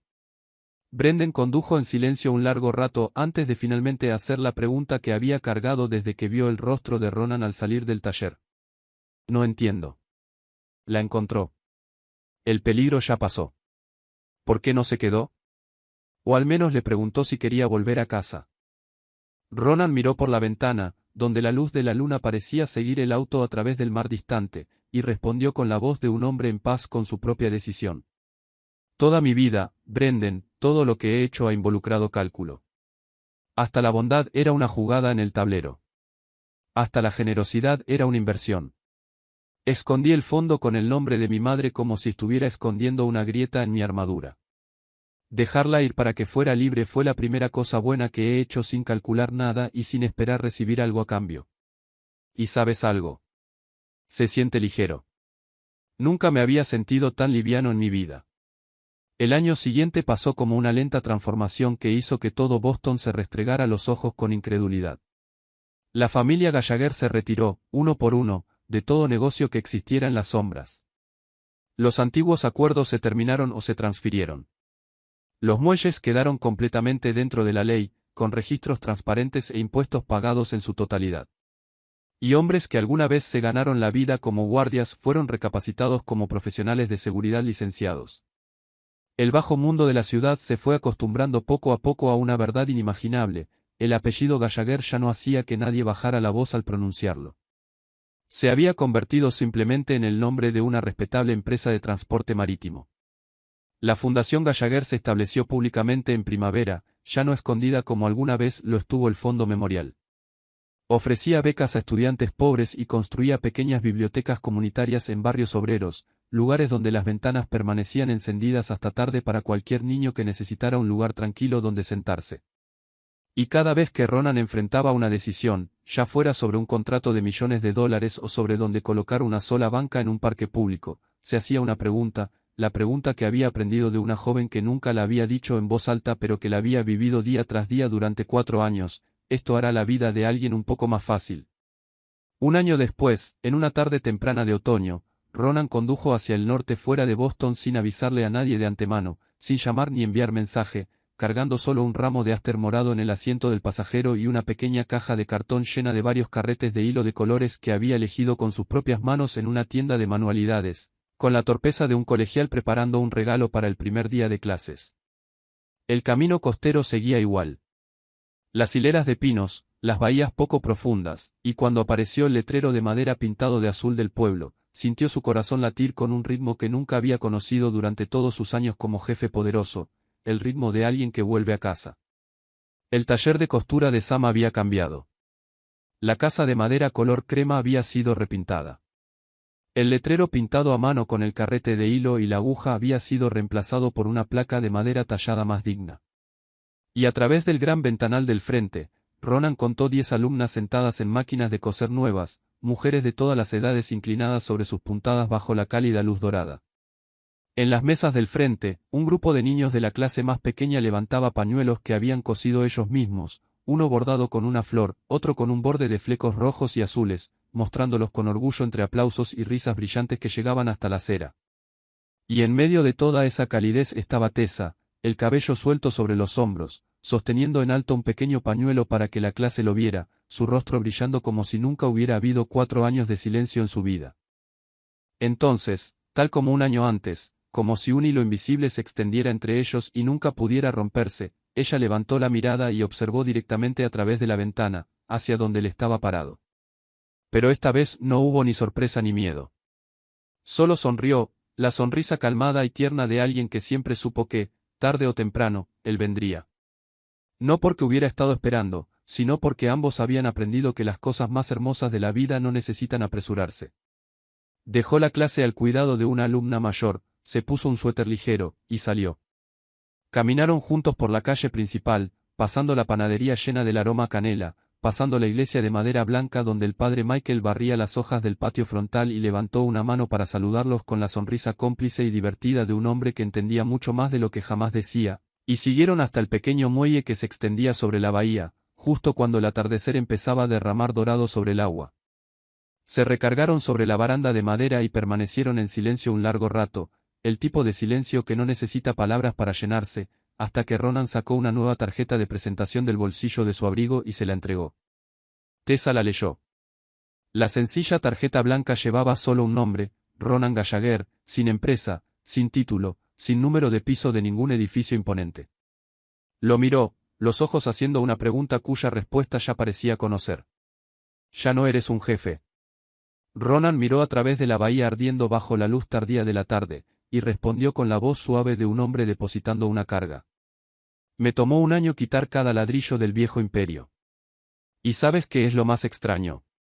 Mientras más lo desmantelaba, más me daba cuenta de que seguía completo. Resulta que no necesito que todo Boston me tema para saber quién soy. Solo necesito una pregunta cada mañana, voy a hacer la vida de alguien un poco más fácil hoy». Tessa bajó la cabeza y rió suavemente. Y en ese momento, Ronan se volteó hacia ella y finalmente dijo lo que había viajado cientos de kilómetros para decir, lo que había esperado un año entero para volverse digno de decir. «Tessa, mi casa ahora tiene un sistema de iluminación automático. Las luces se encienden a la hora correcta y se apagan a la hora correcta. Es perfecto, y está vacío. No vine buscando a alguien que mantenga encendida de nuevo la lámpara del pasillo. Vine a preguntarte otra cosa. ¿Estarías dispuesta a enseñarme por qué importaba esa luz? Enséñame cómo una persona deja una lámpara encendida esperando a otra. Cómo se cuida la gente entre sí, no por trabajo, no por gratitud ni por deuda, sino simplemente porque se aman». El viento de la tarde se movió sobre el muelle, cargando el sonido constante de las olas golpeando los pilotes de madera y la campana lejana de la iglesia marcando la hora. Tessa no respondió con palabras. Simplemente extendió la mano y le ofreció la suya, una mano áspera por las agujas y el hilo, tibia por los años que habían pasado, y la cerró alrededor de la de él. Sus dedos se entrelazaron con la naturalidad de quienes han esperado ese gesto durante mucho tiempo. Y se quedaron ahí juntos, tomados de la mano, viendo al sol desaparecer lentamente detrás del faro mientras su luz empezaba a brillar con la primera claridad de la noche. Una persona puede construir un imperio entero a través del miedo, y preservar el poder tras el silencio y muros de acero levantados alrededor del corazón. Pero las personas que verdaderamente nos transforman nunca llegan con disparos ni grandes promesas. A veces solo dejan una lámpara encendida cada noche para guiarnos a casa, amándonos en silencio a través de los días más ordinarios, pidiendo solo una cosa, que reconozcamos su amor antes de que la luz se apague. Queridos espectadores, la historia de Ronan y Tessa ha llegado a su fin. Si esta historia tocó tu corazón, por favor dale like y suscríbete a nuestro canal para que no te pierdas las historias conmovedoras que compartimos cada día. Y no olvides compartir este vídeo con las personas que quieres. ¿Cómo te hizo sentir la historia de hoy? ¿Qué parte te conmovió más? Déjanos un comentario abajo. Esperamos de corazón conocer lo que sientes en lo más profundo. Y cuéntanos desde qué ciudad nos estás viendo. Gracias por quedarte con nosotros hasta este momento. Te deseamos a ti y a tu familia salud duradera, una vida llena de alegría, y paz y serenidad todos los días. Adiós, y nos vemos en el próximo vídeo.